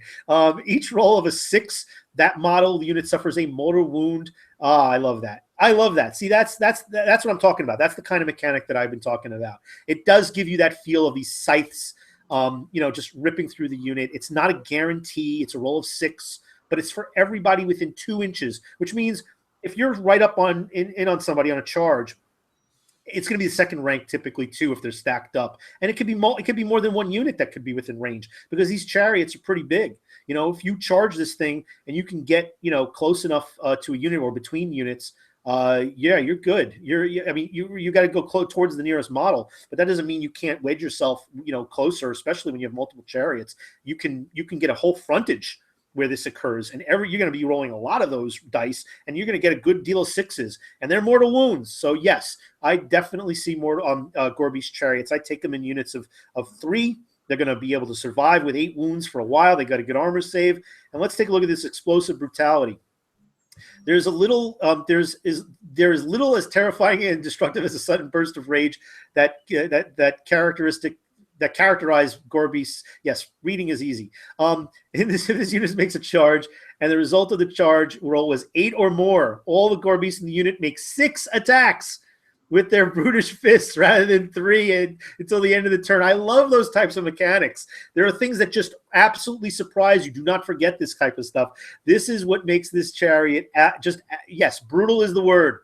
Brutal is the word. And or just to kind of Remy said this on his show yesterday that I use the word tremendous damage a lot. Yes, you can do tremendous damage with that. So, but you don't necessarily have to charge the closest model. So you can charge any of them. You are right. 100%. So. If you roll a high enough charge range, you could straddle this Chariot along the side of a unit and have the next ones hit the frontage. Absolutely. Yeah, so that's an opportunity to increase that 2-inch thing. But yeah, I like the idea of if you're a person that likes to use formations defensively, this would be a way to break through somebody's effective defensive.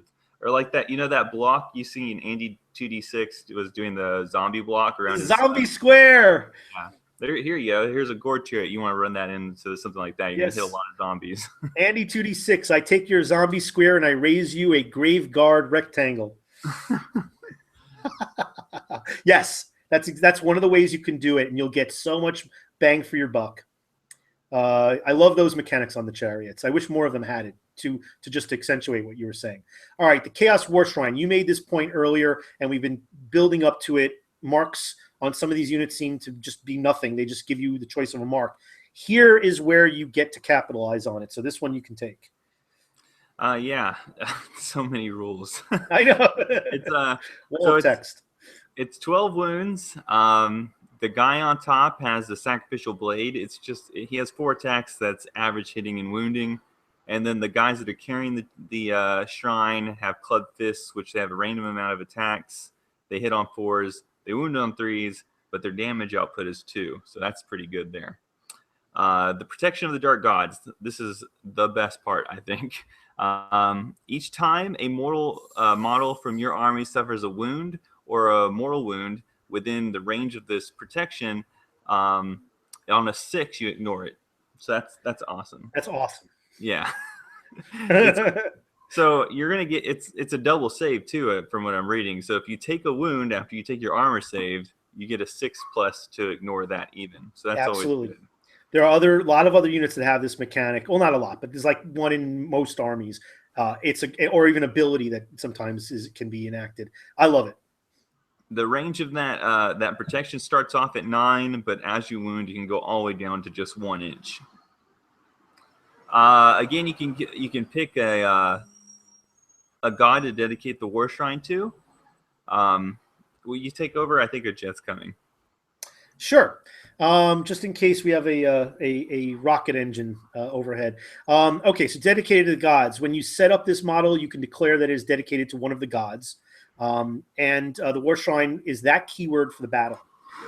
Now, favor of the ruinous powers, which, by the way, I just really like the names for these things on this model, and a lot of the chaos ones have really good ones. In your hero phase, you pray to the dark god to bless his followers with the favors of chaos. If the war shrine has been dedicated to a particular god, the war shrine instead prays to his patron for their favor. When the shrine master prays, pick a mortal unit within 16 inches and roll a dice. On a 3 or more, the prayer is answered, and its effects take place until your next hero phase. Okay, so favor of the gods. The shrine master carves a symbol of chaos into his chest, urging his followers to redouble their efforts and kill in the name of the dark gods. You can re-roll rolls of 1 and wound rolls of 1 for the unit. So you may already have re-rolls from other mechanics, but now you can have that if you don't, and you can have re-rolls for wound rolls of 1. Very key. Favor of corn. Raising an axe in a white-knuckled fist, Shrine Master leads his kin in a howl of battle lust, urging them onward to spill the enemy's blood. You can re-roll hit rolls of 1. Shocking! Re-roll hit rolls of 1. Shocker! And if you pick Mortal Corn, pick the Mortal Corn unit, you can instead re-roll all failed hit rolls. Yep. There we go. Yes. That's a good one. Very Mad Maxy, this feels to me. You know. Yeah. All right. I like the carving of into the chest, the symbol. Okay. It's like a one-time thing too, right? I mean, once you do that on your chest, that spot's taken. I don't know. You know, maybe that heals back for the next time. If you survive the battle. Favor of Nurgle. Okay, you can re-roll wounds of rolls of 1. If you picked a mortal Nurgle, you can instead re-roll all failed wound rolls. Ah, man, that's good. I don't know which one's better, hit or wound. I think the statistics say either one is fine. But any time you get to re-roll, it's awesome. Huh? Yeah. Favor of Tzeentch. The Shrine Master. Okay, let's get to the mechanic. You can re-roll saves of 1 for the unit, and if you pick Mortal Tzeentch, you can re-roll all failed saves. Oh, that's great. That's actually really powerful. Very. I just played a battle report where that was like the main rule I could already have for my army, to reroll armor saves, and it made my army so durable. It was surprising. Yeah, even with the amount of rends that are in the game, you got to remember a lot of units don't have rend. Most units that have rend have a -1. There's very few that have -2, and even very, very few that have like a -3.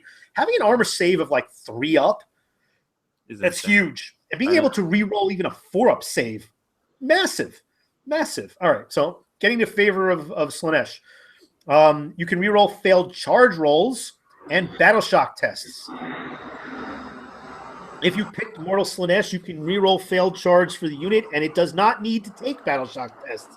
All right, that's pretty good. It's very situational. I like the other ones a little bit more. They're just a little more killy. But, there's a lot to be said about not failing a charge, because that can be crippling for a unit. You get right up in someone's grill and you don't make it in there for the fight. You're asked to be charged in kind.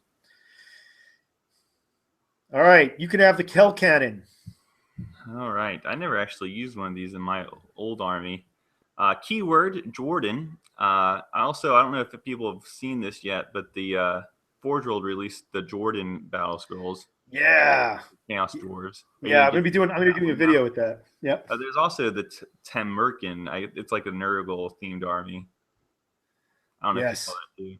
Um, the movement's random. It's 2d6. The range of the cannon is 12 to 48. It hits on a 4+ and it has special rules, which we'll go ahead and skip to real quick. Doomfire. So if you look at the stats first, as long as you stay unwounded, you get 2 shots from this gun. So each time that the Doomfire attacks, you pick an enemy unit within the range, even if it's not visible. You can add 1 to the hit roll if the Hellcannon didn't move in the previous turn, and you can add another 1 if it contains 20 or more models. So you can have a potential of +2, and let's see what that would. That means you could hit on a 2-up if you're in that scenario.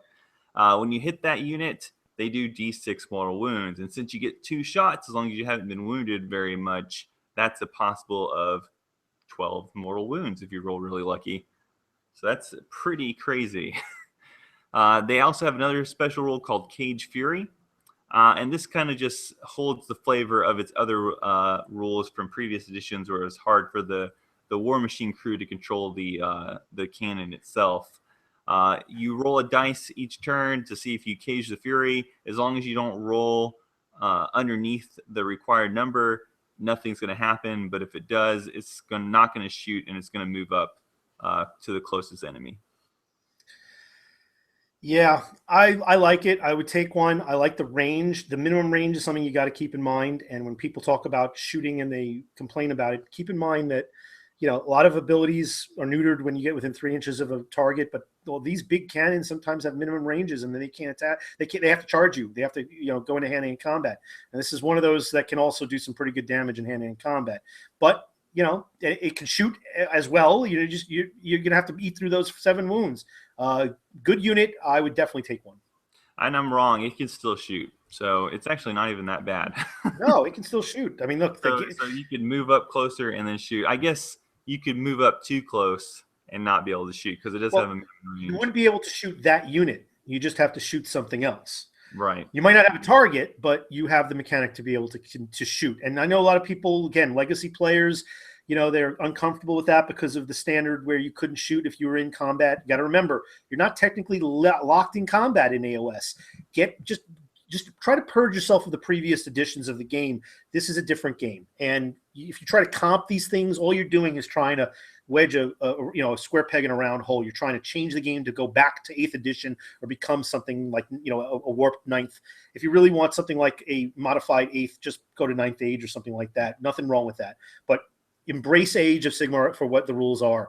And yes, you can still shoot even though you have gotten. I don't really like the idea that you can shoot at another unit when you've got a bunch of screaming crazies sitting in front of you with axes and shields. Yes, I don't necessarily like that, but that's how the game works. All right, so suspend a little bit of disbelief. It is a game. Chaos Spawn. We're gonna try and move through some of these guys so we can. We do have a lot of scrolls left. Yeah. All right, so I don't know how much time you got, but let's see if we can power through this. Chaos Spawn.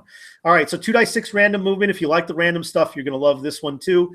Curse of the Gods. If you wish, when setting up the unit, you could pick one of the following keywords. That can help you, just like with the War Shrine. Writhing Tentacles. If you roll a double when determining the number of attacks, you resolve these attacks with a to hit and wound characteristic of 3+ instead of 4+. You get a +1. They could have just said +1. All right. Anyway, that's pretty good. So if you want to put a Chaos Spawn in there, you can have him as any number of units. So it could be just a single guy or 3 or 4 of them. I think they would work better as in 3s and 4s.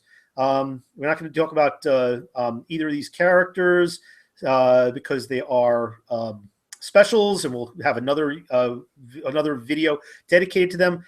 Corn Lord on a Juggernaut, all yours. Okay. Let's see here. All right, so he's pretty fast. He has a lot of wounds, 8. I think that's his magic number too, right? Yep. He has 3 attacks. He hits on 3s, wounds on 3s, and does D3 wounds. And then his mount has 3 attacks, hits on 3s, wounds on 3s, does 1 wound, but it's a rend. So pretty offensive there.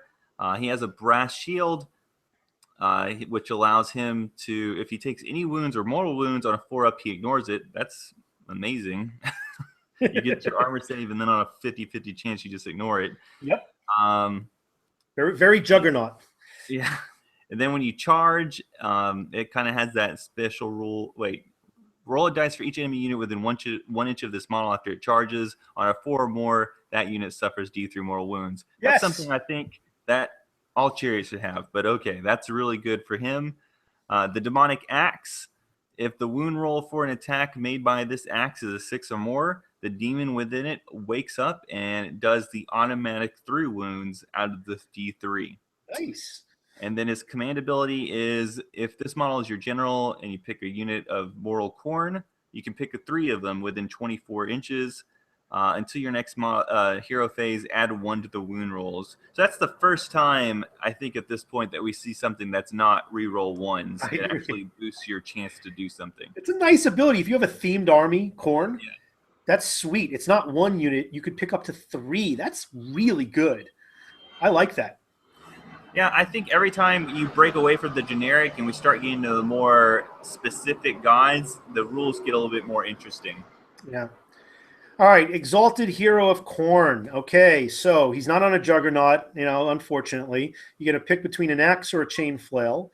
It's all about these abilities that really separate him. He's got an Exalted a rune shield so that he can, if he suffers any wounds or mortal wounds, again, on a 4-up, he ignores them. The demonic axe is the same thing as you just mentioned. His command ability is the differentiator, actually. Bloodlord.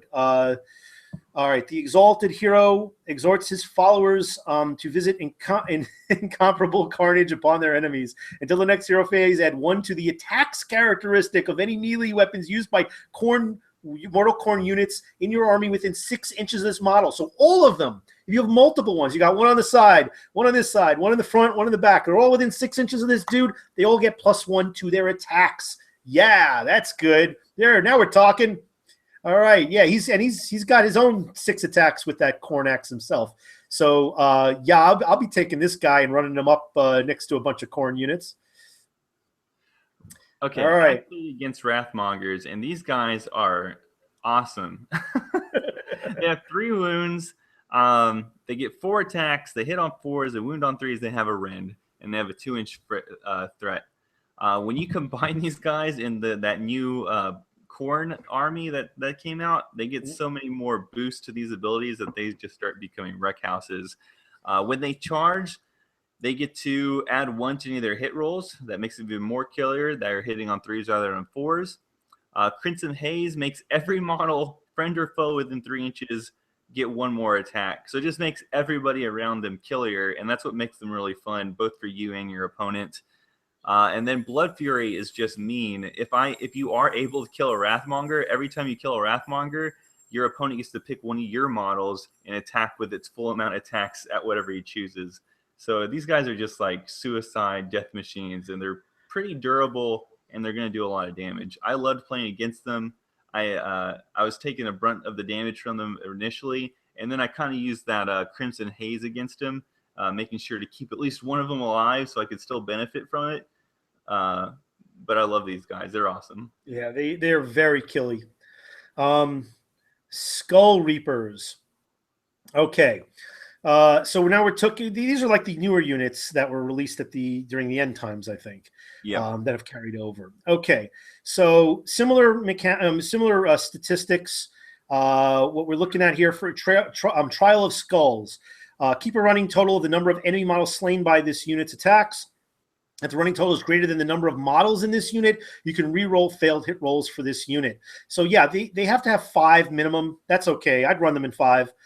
If the running total is at least double the number of models, and I have a feeling you're going to get there, you can re-roll failed wound rolls. So now we're getting to where you have other mechanics in the game where you can imbue pluses to hit, re-rolls of 1s on hits. Now these models are getting a lot of the wound bonuses.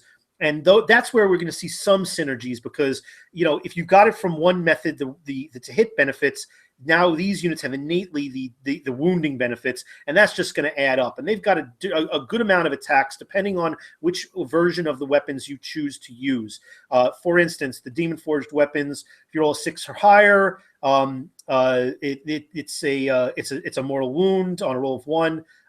The attacking unit suffers a mortal wound instead. That's nice. There's a little bit of a downside there, but that's pretty cool. The frenzied attacks, you can reroll 1, so they even have that. Depending on it's not based on their weapon. It's just a frenzied attacks ability. So they have a combination of being able to reroll 1s on wounds and being able to reroll. Rerolls ones on hits and being able to reroll all wounds. I love it. They're really going to do lots of damage. Let's see, Murderers to the Last. Do not fear death. Is this the same as the other one? If a model from this unit is slain in combat, roll a die. On a roll of 4 or 5, the attacking unit suffers a mortal wound. On a 6, the attacking unit suffers die 3 mortal wounds. Okay, so basically, if you kill one of them, they're going to lash back out at you. Same thing, same kind of thing. You're going to get some retributive strike. I just think that it's just scary to get into hand-to-hand combat and close combat with these guys. 3 wounds apiece. Anywhere from 2 to 3 attacks. And some nice mechanics that can dish out damage apart from those attacks. Yes, very Cornish. Yeah. So the Juggernauts are just like the Lord that we discussed earlier. They have 5 wounds rather than 8, and then the only other difference is their weapon options. They could take a Blood Glaive, which will give them an attack that has a rend capability. But other than that, they're just like the Lord we discussed above. Yeah, I'm not going to go. I know that there's going to be a lot of disappointment. I'm not going to go over the Glockins.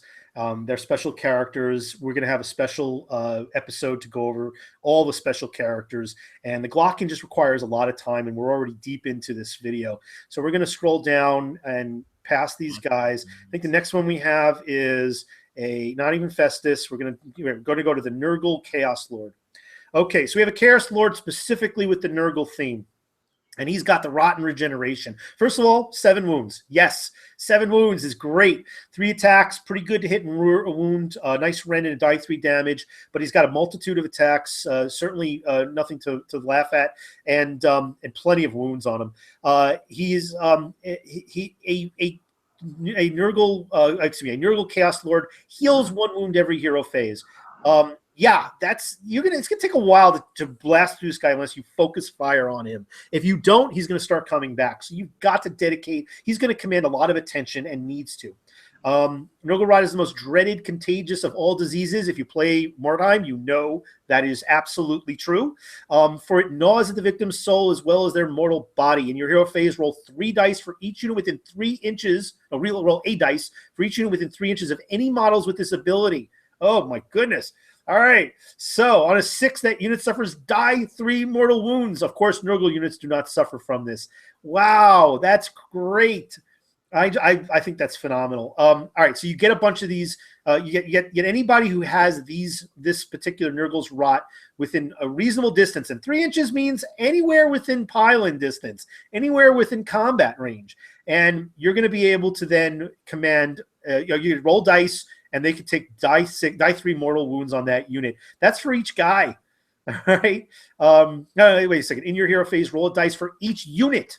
Okay, each enemy unit. So you want to maneuver this guy or any other units that might have this ability to try and overlap as many units as possible. Absolutely. Grandfather's Gift. If this model uses this ability, pick a unit within 21 inches. That unit gains the Nurgle's Rot ability until the end of the phase. And here we have it. Let's say you move a flyer amongst your enemy. Okay, and all of a sudden you want to make sure it's a beefy enough unit that's going to survive because everybody's going to be shooting at it, but you get him within range to get Nurgle's Rot, you can maneuver him into a point where in the next hero phase he's going to start issuing Nurgle's Rot to everybody within 3 inches.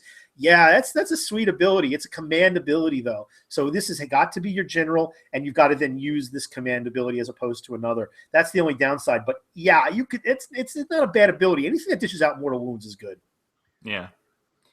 The guy on the mount, he does the same attacks as your guy that you just went over. His mount just adds some generic random attacks. He has the soul-bound shield, which is like the Corrin shield above. Just on a 4 more, he ignores any wounds or more wounds he would have otherwise taken. His rot sword functions just like the demonic dagger above when we were talking about the generic Chaos Lord, with the added benefit that every unit within 7 inches of the hero also takes a mortal wound on a 4 or better. And so the thing that really sets him apart from anything we discussed earlier is his morbid vigor.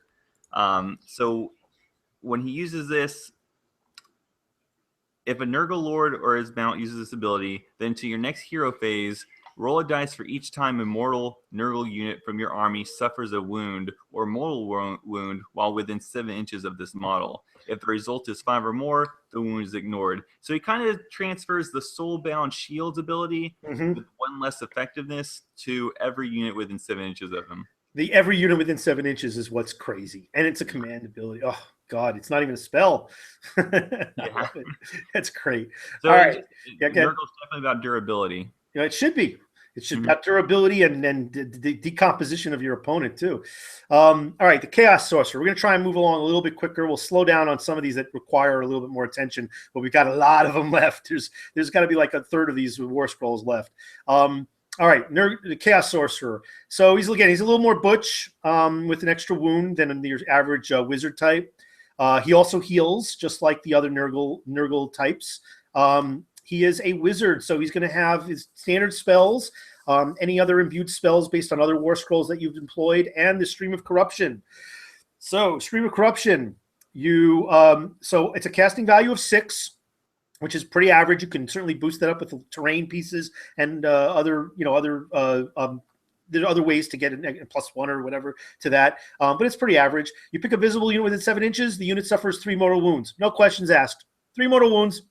So, yeah, you stick them up there, you protect them inside of a unit or behind your unit, and you cast this baby and just, start removing wounds from a unit. Mortal wounds are unbelievable, bypassing all saves. Yes, Putrid Blight Kings. Okay, they have 3 wounds. They're durable. They're only movement 4. They have 3 attacks, hit on 3s, wound on 3s, no rend abilities. Their icons and instrument used to do the same thing everything else does. Their special abilities include Virulent Discharge. In your hero phase, roll a dice for this unit and either other unit within 3 inches. On a roll of a 6, that unit, that's an enemy unit, or not a Nurgle unit, suffers D3 mortal wounds. Or if it's a Nurgle unit, it heals D3. So you probably don't want to mix this unit with anything other than a Nurgle army. Yeah. And then its Blighted Weapon, which I think is insane, is if you roll a 6 to hit, it inflicts, you score D6 hits rather than 1. So in a minimum size unit, if you just rolled out of your mind and against odds, you have 15 times 6, whatever that number is, 90 possible attacks from the minimal size unit. If you specifically rolled out of your mind. Yeah, statistically it's possible, but let's just assume that out of 5, you may get 1. You have a 15 to 90 potential attacks from just 5 guys. Math hammer. All right. Chaos Lord of Slanesh. Now we're getting to the Slaneshi side. So a little bit less on the wounds. What are the benefits of the Slanesh? First of all, 6 attacks. Come on. 6 attacks for a Chaos Lord of Slanesh. That's great. Roll each time this model suffers a mortal wound. He's got the protection 5 or 6 to ignore it. Strive for perfection. Chaos Lords of Slanesh are accomplished swordsmen. You can add 1 to your to-hit rolls for models with this Quicksilver Blade when targeting a hero or monster. Look, even though it's only 1 damage, you do get 6 attacks. You're at 3 up, 3 up. There's other abilities that will boost that, but you get a +1 to hit. Now you're on a 2 up to hit. That's not bad. 3 up is nothing to laugh at. You're gonna, you've got a -1 rend. You're gonna be doing a few wounds and then monsters diminish as you heal them, and heroes typically only have 5 wounds, maybe 6 at most. You can definitely put a hurt on with this Chaos Lord. So now he has the ability command wise where he uses this on a mortal Slanesh unit within 12 inches, and each time you roll a 6 or more to hit with that model, the model can immediately make 1 extra attack. So we're going to probably see some blending going on with the Slaneshi units with abilities like this, adding just ramp, raising it up to unbelievable levels. All right, so the same version on a demonic mount.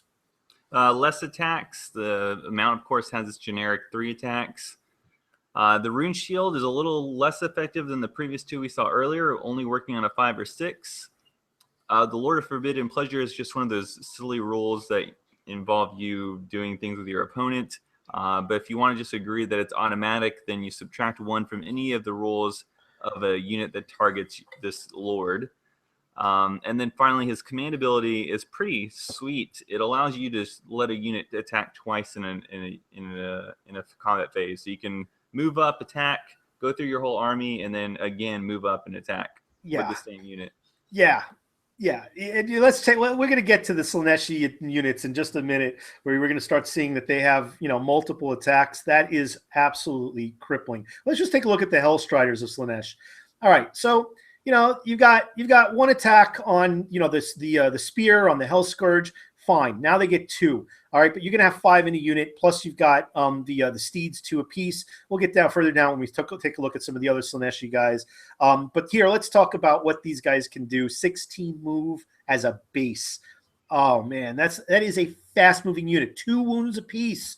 All right, so some of the same issues as far as icon bearers and horn blowers.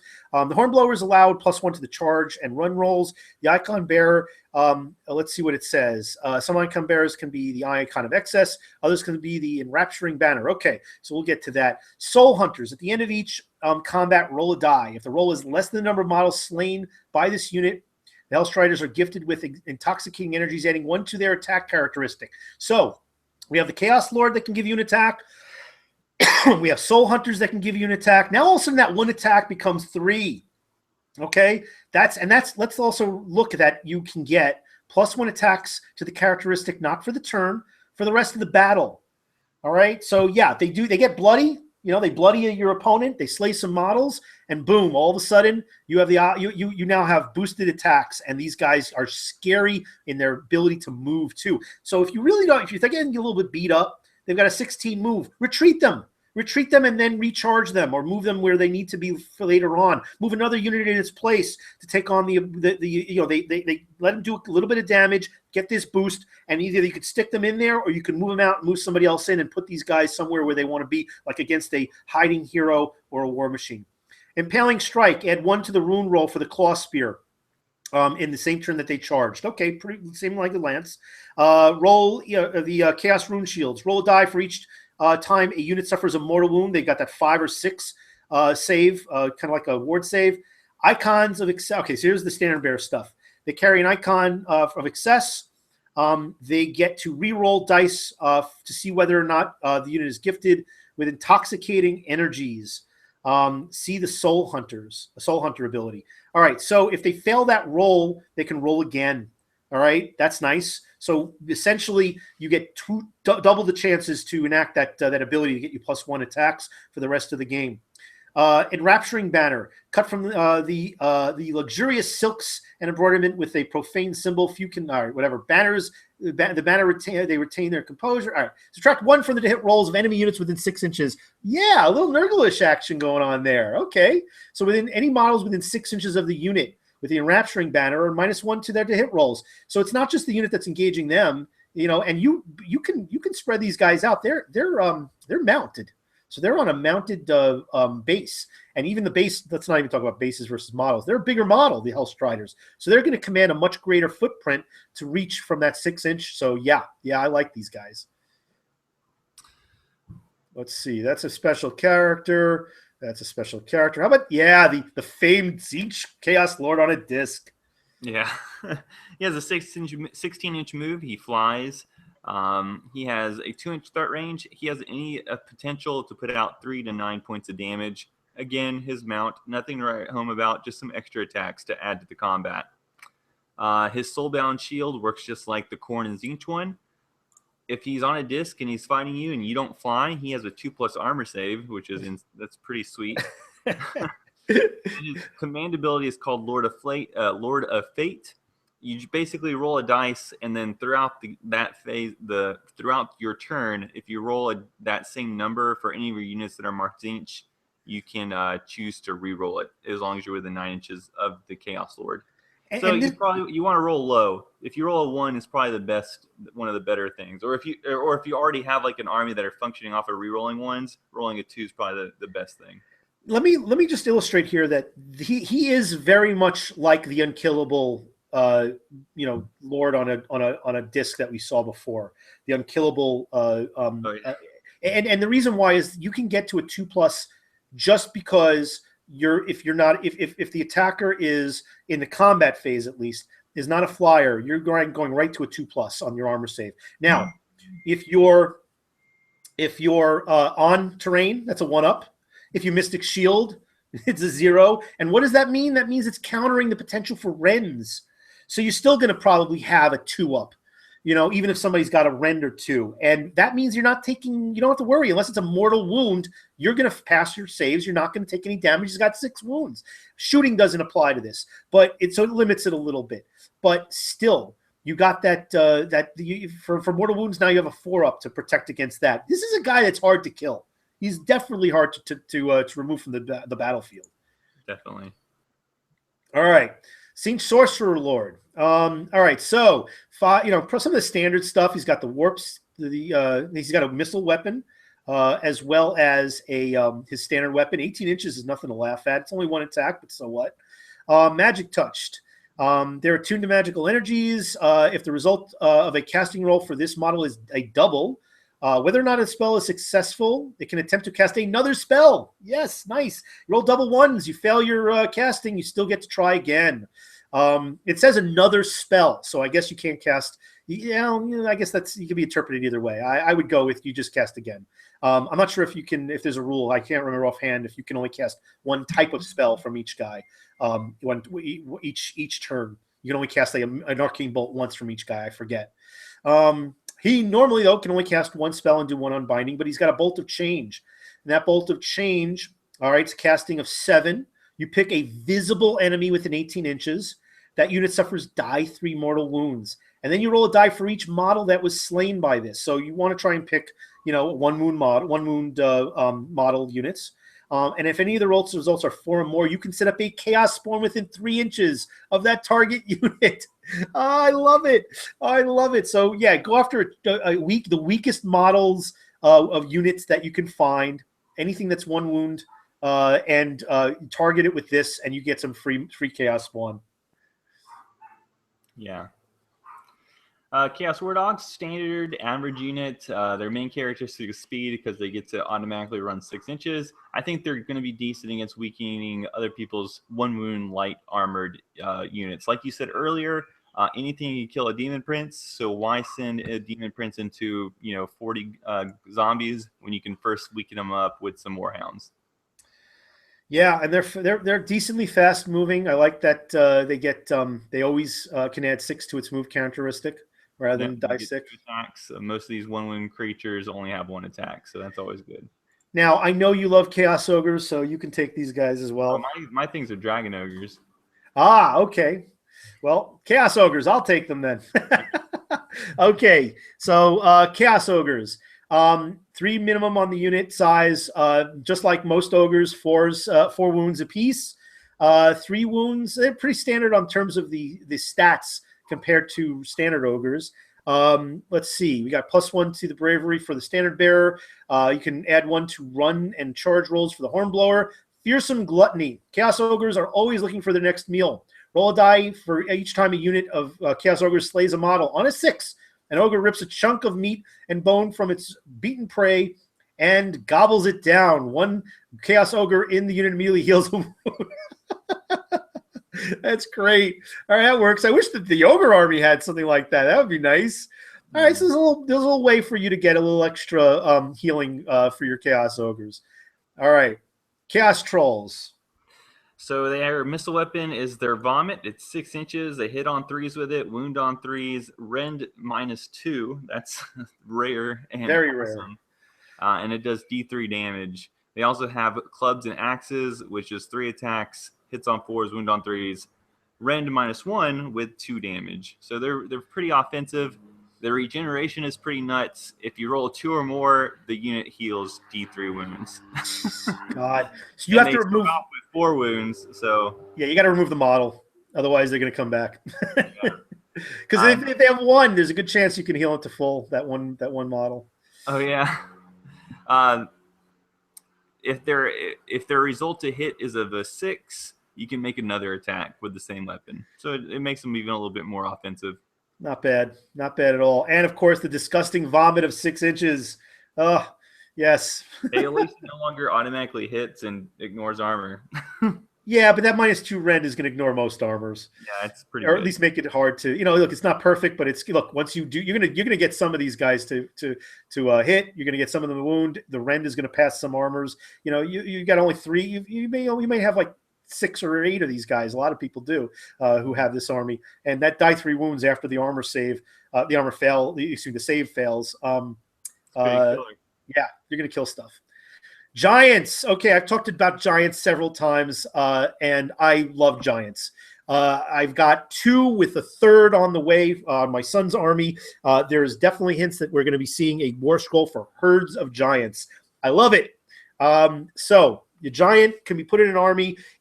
I want to just explain just a few things. You've got your main attack is going to be the 3d6 for your massive club. But you do a couple of wounds on this guy that goes down to 2d6. That's the thing you want to do. You want to shoot this guy or cast some spells, get him a couple of wounds. Once he gets to 3 wounds, he gets a little bit more manageable because that first tier 3d6 is crazy. He's only got 1 attack on his headbutt and mighty kick, both of which are fantastic, but they're only 1 attack. And it's not that hard to fail a 4-up to hit roll. Even the 3-up on the mighty kick. I can't tell you how many times I've used this guy. I've played, I think, 4 games now with giants. And more often than not, the headbutt and the mighty kick I've missed with. So, I wouldn't bank as much on that. I like to stuff them in a bag. Some people have been getting this rule wrong. It's not like in previous editions where you could potentially, I guess, take a dragon and stuff them in a bag. No, it's based on the wounds of the model, and it's based on the characteristic of the wound on the model. So you're not going to really be getting heroes or monsters. It's really rank and file guys, just like an extra automatic kill on your opponent. So the way you do it is at the beginning of the combat phase, within 1 inch, an enemy model, you roll a die. If the result is at least double the wound characteristic, not where the current wounds are if they're weakened, but the wound characteristic, basically they're just removed and slain. You've picked it up, you've chucked it in the bag, or eaten it, however you want to decide. I love the fact that when it dies, or even on a charge, when you make a charge roll and you roll a double, you have the ability where it falls, and you and your opponent have to roll a dice. And whoever wins gets to choose the angle of which it falls. And anything it falls on now then has to take a test. And if that test is not in your favor and it falls on one of your units, you're taking, let's see, what's the damage on it? It suffers die 3 mortal wounds. So I had a bloodthirster against me in a game where I was profoundly outnumbered. I got wiped off the board. My entire focus was to kill the one bloodthirster. And how did I kill him? I whittled him down with a giant. He was beating the daylights out of me. I got this giant. Giant was down to just a few wounds. I just was barely killed this bloodthirster. He still was sitting on 2 wounds, and he kills me. I fall on top of him, wipe out the bloodthirster. I didn't care that I lost this game. That was my victory. That's a good story. That was great. I was so outnumbered. It was so bad. But hey, like I said, it's not about balance. It's about fun. I know if you're a competitive player, you're not going to like that. But you got to look past it. AoS can be a lot of things. All right, so let's move to the Chimera, or Chimera. All right, it has 12 wounds, has a lot of attacks. It breaks down each of its heads. That's something we've never seen before. Each head has 2 attacks. They do a variety of different things. Are you a little bit more familiar with this? Because it's just going to be me reading it. Okay. No, I'm probably about as familiar as you are. Okay. So its dragon head has the fiery breath attack. You pick a point on the table. If it's within range, the unit suffers a number of mortal wounds, and that's based on the chart. It can go anywhere from just 1 all the way up to 6, depending on the level of wounds put on it. The avian head has a pretty good, I think, rend attack. If I look at it, yep. Pretty good rending attack, and it can start off at a rending of -3, which I don't think I've seen that yet. Just cannons. Yeah, that's pretty good. Yeah, and it does D3 wounds. And then the lion head, its big thing is damage, and it can range from 1 damage to D6 damage. So I like that. And then the olive court, then you get the generic claws and tails attack. Lots of attacks. Big thing that I see here is 14 range on that breath. Oh my god, that is amazing. And they're mortal wounds. Mortal wounds. Yep.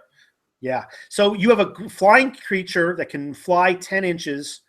You can be standoff behind your front line, the block troops, and shoot any heroes that came up with them and just start piling up those mortal wounds or whittling away at high-value targets like cav or monsters or high wound units. Either way, Chimera is just as scary and dangerous as it was before, if not more. Yeah, -3 Ren. That's awesome. Yeah. I'm not seeing that. Even when it's wounded, even when it's half dead, it's a -2, which is huge. Yeah. But starts off at -3. Oh. All right. Shaggoth is a named character. We're going to move on. Here we go. Okay, here's your babies. The Shaggoths aren't named characters. They aren't? All right, I'll take them so you can get your Okay. all right, it's a single model. It's not unique. It's not a named character. Nope. Dragon Ogre Shaggoth. Okay. So it's got let's see, a sweeping tail and taloned forelimbs. Its move is dependent on how weak it is. So if you do some damage, it's going to move down from its 12 all the way to 6 right before it perishes. 10 wounds, not bad, not bad. It's it's just a little shy of the monster level of 12 to 14. 12 is pretty much the standard. 3 ups to hit with its Leviathan axe. Its number of attacks depend on its wound status. Starts off at 4, pretty damn good. Sweeping tail, die 3 attacks. No rends on that. The talon forearms, four limbs, start off with a 3+ to wound, get a little worse as time goes on. All those things are pretty good, but that's a lot of attacks and some very good capabilities. But now let's take a look at some of its other abilities. First of all, it looks like let's see, wizards from your army now know the lightning spell whilst they're within 20 inches of Shaggoth. Okay, I've seen this mechanic a few times. I saw one in the Sylvaneth army. It kind of lends itself, in my opinion, to those spells again that are enacted on the war scroll of the creature. Okay, this one is more specific though. It says you have to be within 20 inches, not that you just have it deployed, which is, you know, a little bit more, again, a little bit more strong in its interpretation. But still, now they have this lightning ability. So you have a summoning value. Summon lightning, casting value of 5. And it forks down, and it strikes. Let's see, lightning forks forks down to strike a dragon ogre unit within 20 inches of the wizard. That unit immediately heals, die 3 wounds, and is robed in crackling energy into your next hero phase. Until then, you can reroll any failed wound rolls for that unit. So this is a buff. This is not like a call down lightning to attack your foes. This is how to heal your dragon ogres, which we'll talk about in a second. And now they can reroll failed wound rolls. And then they have this Beneath the Tempest ability. Okay, Shaggoths only come down from the mountaintop lair to march under the cover of the wildest storms. Okay, so what's the ability? You roll to see who goes first if you roll to see who goes first in the battle, and it's a tie. Great bolts of lightning split the sky. Roll a dice for each dragon ogre in the unit. If the result is 4 or more, one of that model heals, die 3 wounds. Wow. That's interesting. That's a weird mechanic when that occurs, but it's a nice way to get some healing for your dragon ogres, which, you know, again, they weren't that useful in the previous editions in terms of points and effectiveness for points, but with no points, why not take lots of dragon ogres? Tell us about dragon ogres. Well, I mean, dragon ogres are pretty much awesome. They have 1 more wound than they did last edition. They have 1 more attack than they did the last edition, and their different weapon options offer a varying amounts. You can either take your ancient weapons and then get rerolls of 1 because they're double-handed. You get 2, 1 in each hand. If you take the Warglaive, you get a rend weapon. If you take the great weapon, which it was called the great weapon, but it's a crusher now, you do 2 damage. So they have a lot of potential output, and then they get their base attacks from their foreclaws. And what I think makes them so good now is definitely the summon lightning. Beforehand, they had a lightning ability attack where if they got hit by the enemy by lightning, then they would get frenzy. That never happened. There's not that many lightning attacks in the game. I never heard of a rumor of it happening. Yeah. Like, I mean, there's not even that many lightning attacks in the game. They didn't even do a good job of defining what was a lightning attack. And even if it was obvious, your opponent's not going to shoot them with that lightning attack. So the ability now to cast lightning on your own dragon ogres is much needed, and the boosts are even better than they were last edition. I love the models; they're beautiful, and now the rules are justifying the reason why I bought them. I think it's just so cool to have lightning bolts crackling from the sky and healing these already butch guys who have 5 wounds apiece, decent armor, and a good move, lots of attacks. Oh yeah. Yeah, 3 or more in a unit. I mean, come on. You take 5 of them and you just pour down the lightning and heal these babies up as they get wounded. Yeah, now I just need to buy a Shaggoth. Yes, you do need a Shaggoth now. I didn't know that was not a special character. But yeah, and by the way, I'm not anti-special characters. Again, if you're tuning in late, I just want to divide it up between videos. So I'm going to be going and doing a whole wave of special characters in future videos. I believe you should allow all of them. Just make sure that both of you guys agree, especially when you're talking about guys like Negash and stuff. All right. There's also keyword Dragon Ogre, so he can heal up also. Yes. Okay. He has the keyword. So Shaggoth can heal himself as well, because he is within 20 inches of himself, and that is a thing. Okay, the Mutalith. Okay, now a lot of people liked the Mutalith in the previous edition, but there was a lot of question about whether or not it was worthwhile taking, especially with the the presence of things like cannons that removed monsters. Now take as many as you want. 12 wounds, right at the monster level. Okay, it's got a range on its attacks of 2 inch all across the board. Base attacks 4 for the crushing. The maw depends, but the maw starts at 3d6. Yeah, you better get this guy wounded down to 3 wounds fast, because that 3d6 is unreal. It may not have any Ren, but still, there's going to be some times where you're going to roll really well on that. And they're all 4 up, except for the wound on the crushing claws, which get worse a little bit as time goes on. Starts at a 2. That has a -1 for 4 attacks, not bad, and to die 3 damage. Yeah. This is only a single model, but there's no reason why you can't take more. Of course, with all the selections in Chaos, you might as well have one of these and one of something else, because there's a lot of other great choices in the monster level. All right. Standing in the presence of the Mutalith can have horrific consequences. In your hero phase, pick a unit within 15 inches, roll a dice, and consult the chart and see what happens. Okay. Hideous disfigurements. Reduce the bravery of each model of the unit by 1 for the rest of the battle. Not the rest of that turn. The battle. That's big. All right. They are disfigured by the mutating touch of the chaos. All right. Troll brains. Yeah. I know a couple people that are afflicted by this personally, by the way, including me. For the rest of the battle, the controlling player rolls a dice at the start of each of the hero phases. On a roll of 1, the target unit has completely forgotten what they're supposed to do and cannot be selected to cast spells, move, or attack until their next hero phase. Like I said, I roll 1 a lot on this one. I like that one. Gift of Mutations. Reduce the move of each model in the target unit by 1 for the rest of the battle, as their legs have been twisted. Okay. And then Tide of Transmogrification. Yeah, that's a $25 handle. The target unit suffers die 3 mortal wounds as their own spines suddenly glow and burst from their backs, and their flesh melts and falls off their bones. Yes, this is a game for kids, people. Maelstrom of Change. The target unit suffers die 6 mortal wounds. And Spawn Change. The target suffers die 6 mortal wounds for each model that is slain. Set up a chaos spawn within 3 inches. Yes, I like that a lot. And of course, the Mutalith heals die 3 wounds in each of your hero phases. At 12 wounds to start, you're healing die 3. You're going to take 2 steps forward and 1 step back. Really, really good. I like it. It's definitely more powerful and effective than it was than in the previous edition. I think Chaos in general. I mean, we'll do a wrap up after, but yeah, I like the Mutalith. Yeah. So the Slaughter Brute, you still bind him to your general. If you do, he goes from hitting on 4s to hitting on 3s. If you don't bind him, he's going to hit on 4s, and then every charge phase, you have to roll a dice. If you roll a 1 or a 2, then any unit, friend or foe, within 3 inches of him will be inflicted with D3 mortal wounds. So it's not, I mean, it's probably not going to happen that often, but you still want to bind it to somebody. He has a lot of damage output. I think I was adding it up. It's 26 possible wounds from him. But yeah, so 12 wounds and a lot of attacks, and he hits even better as long as he's bounded to a general. Jeez. Pretty much covers him. All right. Cockatrice. Okay. Or is it cockatrice? I don't know. Potato, potato.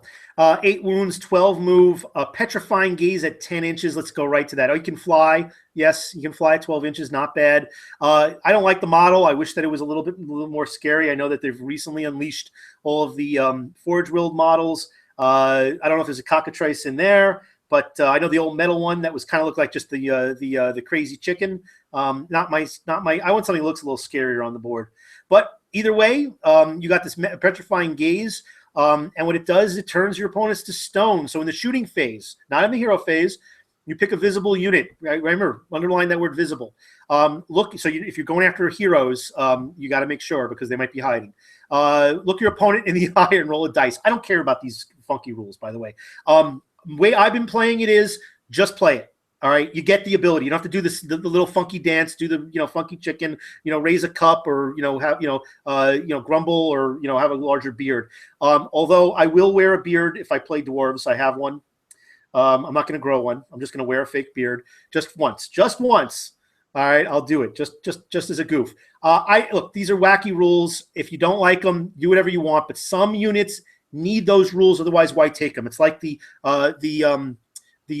Grail Knights in Bretonia. They don't have anything. That's their rule.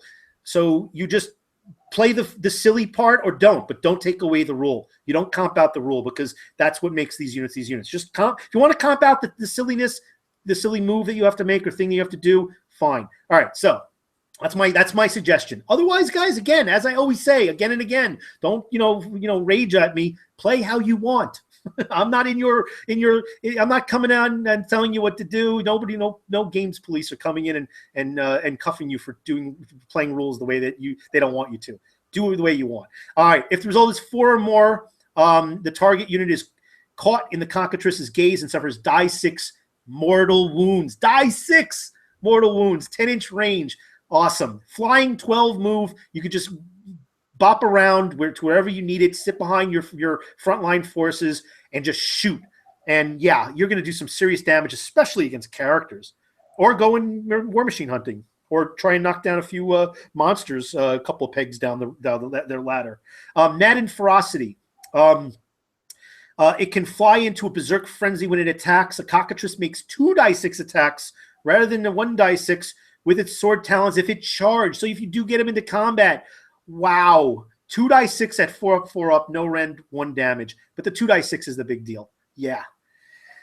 Nice. Okay. So let's see how much we got. We got some more. We got a couple more things. We'll try and get through them quickly. So how much time you got? How much time you got? Whatever. Okay. I got about 15 minutes. Okay. So the war gear option that became a unit, they're Chaos Familiars. They have 1-inch range, 1 attack. They hit on a 6 up and they wound on a 5 up. This is definitely a unit you want to bring 30 of. I'm just kidding. Basically, they give you a +1 to your casting and binding rolls. Yeah. But so you could have a unit of 30 if you wanted. You just have enough that if it gets targeted, it has a few wounds to spare. Yeah. I just like the idea of the picture of it, is just a whole bunch of these guys. These used to be some special familiars that would come like in the clan packs or the blister packs, right? You'd have them with like certain units. You didn't get was there a blister pack with just the Chaos Familiars? I didn't know these things existed, so. Oh no, I know because I've gotten a couple of them in addition to, let's say, a Chaos Wizard, for example, and then you got a little familiar. I didn't know if you could get buy them by themselves. Well, guess what? I just like the little gnome cluster of them. Yeah, I mean, I never seen them before. I thought they were just war gear. I didn't realize they made models. Oh yeah, well they did. It's just they were just add-on things, Now they have a purpose. +1s to casting and unbinding. That's awesome. All right, the Great Taurus. Oh my God, this is like you could save these for your Chaos Dwarves because they're in there. Yeah, but they're also in here. That's what I'm going to do. I'm going to do that because honestly, yes, Chaos Taurus is awesome. The Lamassu is awesome. But now that we have Chaos Dwarves as with War Scrolls for Age of Sigmar, and Forge World is part of Warhammer, of Games Workshop's site now. So, yes, they are official. All those people that have sold your armies, especially those Chaos Dwarf people, even though I hate Chaos Dwarves, they're there. They exist. They're part of the world in Age of Sigmar. Don't sell your stuff. Don't sell it cheap. Try it out. Let's talk about the formations now, these battalion formations. All right, so we're going to end off with these two. Let me just say this. Some of the formations, all formations are not equal across all of these factions. Some of them are really good. Some of them are just redundant. Some of them require you to field big armies, just lots of models. I think this Chaos Warband is one of them. You're going to be fielding either a Chaos Lord, a Lord on a Demonic Mount, or a Lord on a Manticore.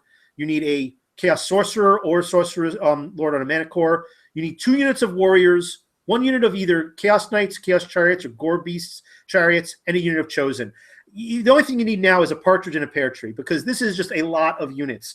This is basically this could be like right there a 2,500 point equivalent army from 8th edition. It's a lot. It's an army. It's a sizable army. So if this is the kind of themed army you want and have, you're going to get some bonuses. And there's nothing wrong with achieving this. This is a decent sized army. I'd say it's a mid-sized Age of Sigmar game. It's not a small one by any stretch. And there's some like the Marauder one, which we'll talk about in a second, that are smaller in size for playing smaller games that are a lot easier to field for a quick game. All right, so what do you get? Path to Glory. The Lord of a Chaos Warband must seek out the mightiest enemies to slay if he wishes to earn a reward. And whenever a hero from a Chaos Warband slays an enemy hero or monster, you roll 2 dice. If the result is a double, you may replace your hero with a Demon Prince.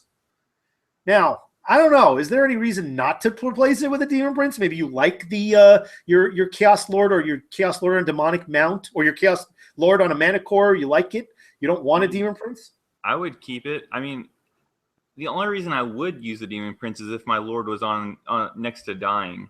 But I feel like the Lord offers so much more dynamic, gameplay because of his command abilities that you probably wouldn't want to do it unless, of course, he was close to death. I think you hit it on the head. I think this is kind of like that Standard Bearer in the Skaven army where you can replace the general. When do you do it? You do it when you've taken some damage on your main general, and now you replace them. You replace them with somebody else that's now fresh. Different, but fresh. Yeah. It's still very interesting. Good call there. Thank you for that input. Favor of the Gods. The only currency that is recognized by the Chaos Gods is the slain bodies of their foes, and Chaos Warbands have fought hard to earn their patrons' favor. Each time a unit from the Chaos Warband wipes out an enemy unit, pick one of the following boons. You can only pick one.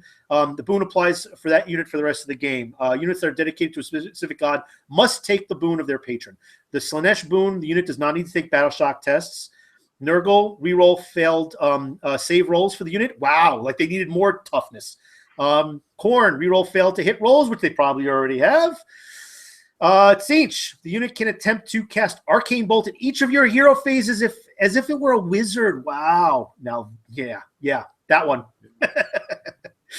So you need to put a lot on the table, but yes, you do get some stuff back. Very thematic and nice, but you're looking at medium to large games. You know what I'm starting to think is that they didn't try so hard with Khorne because they knew it was their first release, and they were like, if people are going to play Khorne, they're probably going to play this new formation that we're going to release. So who cares if it overlaps? I don't think we should diminish in any way how much the new releases matter to this army too, especially for Khorne, and they're still coming. I think you're right. They knew that the Khorne stuff was coming, and you add some of those new guys that have come up with the starter set and since the new units. You add them into this army, which we're not going to cover obviously today, but they've been covered, and I'll probably cover the starter box in and of itself by itself with all the stuff that has come up since. But they really work real well, especially a Khornite themed army. I agree. Yeah. All right, Marauder Raiders. So. You want me to take this one, or? Yeah, that's fine. Go ahead. Okay. Again, for smaller armies, this is an easy one to fit if you have Marauders. If you want a Marauder-themed army, you now have some boosts on top of what's already a fairly quick army, maybe not one of the tougher things to take with 3 units of Marauders of Chaos. I don't know anybody would have that many, but it's possible. It's absolutely possible. All right, so Raider Ambush. Now, this is one of those situations where you have built your army, you've deployed, but you have a set to the side rule. This is not reserves like some people have been talking about, where everything in your army case or on your shelf or in your closet or in your storage bin or your carry case are all reserved. That's not the case. I know that there's a vagueness in the wording. It's just there's no way that your entire collection is your reserve. Because then not everybody has the same thing. It's what you deploy when you deploy. And then in some cases, you have a ability like this ambush that allows you to take what you declare in during the deployment and then put it off to the side. Sometimes it's your entire army has that. What we've seen with the Stormcast Eternals, there's one of them in, I think, one of the first scenario book. So instead of setting up a unit from this battalion at the start of the game, you can set it up to one side. Now, this could be a component of a larger army, by the way. You could have this and have Chaos Knights and Mutalith and and whatever. But Chaos Sorcerers on a manticore. You could have other stuff in your army. This is in and of itself its own battalion formation. And so this battalion, you set it up off to the side, and it will ambush starting in the movement phase of your second turn. And you pick an edge of the board, you roll a die, if there's always 3 or more, you set that unit up within 5 inches of the edge. Now, it's very important. It does not say a minimum range away from enemy units. So if somebody's putting back in a corner, a cannon or, a rock lava or a trebuchet, guess what? As long as you're within 5 inches of the edge, you could be right up in their grill. There's nothing that says you can't do that. That's one of the benefits of an ambushing unit. So you can be right up on them as soon as you deploy if you want, and you should. This counts as their move for the movement phase, yet it does not count for charging, by the way. If the result is 1 or 2, the unit does not arrive, roll again for the movement in your next turn, and you keep doing it till it shows up.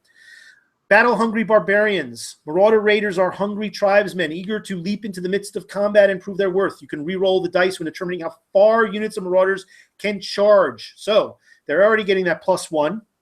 All right. Now you can re-roll. And you can add 1 to any wound rolls for the model in this battalion if it charged in the same turn. That's everybody, all the Marauders, all the Marauder Horsemen, the Chaos Shrine. Let me tell you that, look, Marauders may not seem like they're incredible, the Horsemen and the Infantry. This battalion makes them not incredible, not tremendous. I know I've got a lot of these, but it does make them substantially more effective. And if you want a theme army, this is a really cool theme army. It's just something to change things up. It's still effective. It's got this great ambushing rule. It's got some nice synergy with these models. And there's nothing that says you can't add a few other things onto the table that you deploy normally in addition to these ambushers if you want to add this as a component to a larger force in a game. I like both of these. I think that they're fine as a departure from some of the thematic stuff that we have that's innately built into the rules for chaos. What I mean by that is that you innately have the chaos gods, Nurgle, Slanesh, Tzeentch, Khorne. There are synergies if you just pick armies with all those already. Those are like battalions in and of themselves because of command abilities and innate abilities that function, or just abilities on the war scrolls. So if you take a thematic army within those lines, you're going to get a lot of stuff already, just like you did before, and even more so, I think, now. But now you have these additional formations that you can add some additional flavor, or add in addition to your thematic army if you want a Marauder battalion, for example, or something along those lines. So let's sum up. Any closing thoughts, William, before we give everybody a break from their afternoon that they spent with us? I definitely think that this is a bridge product. I really think that with GW coming forward with these new marks of chaos for Khorne, we're going to see that for the other marks, and you probably won't see this used very often. Maybe a year from now, and I would say definitely 2 years from now, you won't be seeing people using these war scrolls very often. Yeah, that's been a debate and I've spoken to a couple people who apparently have a pipeline into GW where they're going to be releasing more and more of this stuff. I don't think it's going to happen so quick. If it happens 2 years from now, the only reason is that you might overshadow some of these units is that there are better things that are going to be coming. And if that happens, we're going to have few years to play with the stuff that we have, and there's nothing that says we can't continue to play with them with the war scrolls that are already out, with new stuff that we like that we're going to buy. They're going to be, I think that before we see a complete overhaul of entire armies, we're going to see repackaging, as we're already seeing with the Skaven, with the Slanesh, the Treemen. We're going to see repackaging of a lot of these existing units with round and oval bases, and with the addition of new battalion formation scrolls that are going to be options. And yes, little by little, we're going to see new units and new characters and units and monsters that will be added into the mix, of course. So I think over time, these army selections are just going to grow just to be absolutely huge, and some of them might overshadow some of the legacy stuff that we're using now. Fine, that's how the game grows. But there's nothing that says, at least nothing that I can foresee, and nothing that anybody's been saying. No rumors that have come about that say that any of this stuff is suddenly going to be unusable. The only thing that might happen is you might not be able to find them on the shelves unless they've been re-released in new boxes. And even then, there's been rumor that some of these things might have a limited shelf life. Okay, so what? Buy them when you want them. You can always find stuff on the secondary market if you really need it. But right now, we're at a absolute treasure of free PDFs with free rules with that can apply to an army that you may already have on your shelf. Why not give it a try and use it? I keep saying Warriors of Chaos are one of the most versatile armies. They were prior. They're just as versatile now. There's a lot of ways you can play them, and they really have not lost, in my opinion, the feel of what Warriors of Chaos was in the previous editions. Yeah, I think there's certain units you can just look at and be like, yeah, they're not going to be here in a while. Like, I don't think Marauders are going to be around for very long. Just generic Marauders. I think every god's going to have their version of Marauders. Okay. I think a lot of your generic characters are also going to be gone. I have no problem with that. I think they're going to be gone by player choice. I'm not saying GW will discontinue them. I'm just going to say you're going to forget about them because you're going to be playing the newer stuff. Yeah, I can see. More than them just being completely phased out, they're going to be overshadowed. I just think the players are going to choose to not use them, and then they're going to phase out. I don't think GW is going to take them away from us. I think we're going to choose not to use them anymore because they're outdated. Well, that's how you do it. You got a new model you want to release. You release a war scroll with something that's just a little bit better, maybe even a little bit cooler looking. Yeah. All right. Thank you so much for joining me in this. It was a long run. We started early. This is probably going to be one of the longer ones we've done. And say again? I knew it was going to be. Well, I appreciate you doing it. We'll circle back at some point and we'll go over some of the special characters. But as always, William, I support your channel. Look, I should have said it early on. William has his own channel. He does some great battle reports, some of the best battle reports of any of the YouTube battle reporters, of any of the battle reporters that I watch, and I watch a lot. Real good production quality. I like your Warhammer rap. I'm a fan. If you have not subscribed already to William, you may even come from his channel to mine.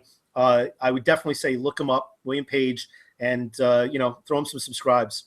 Thanks a lot, William. Thanks. Have a good day, everybody.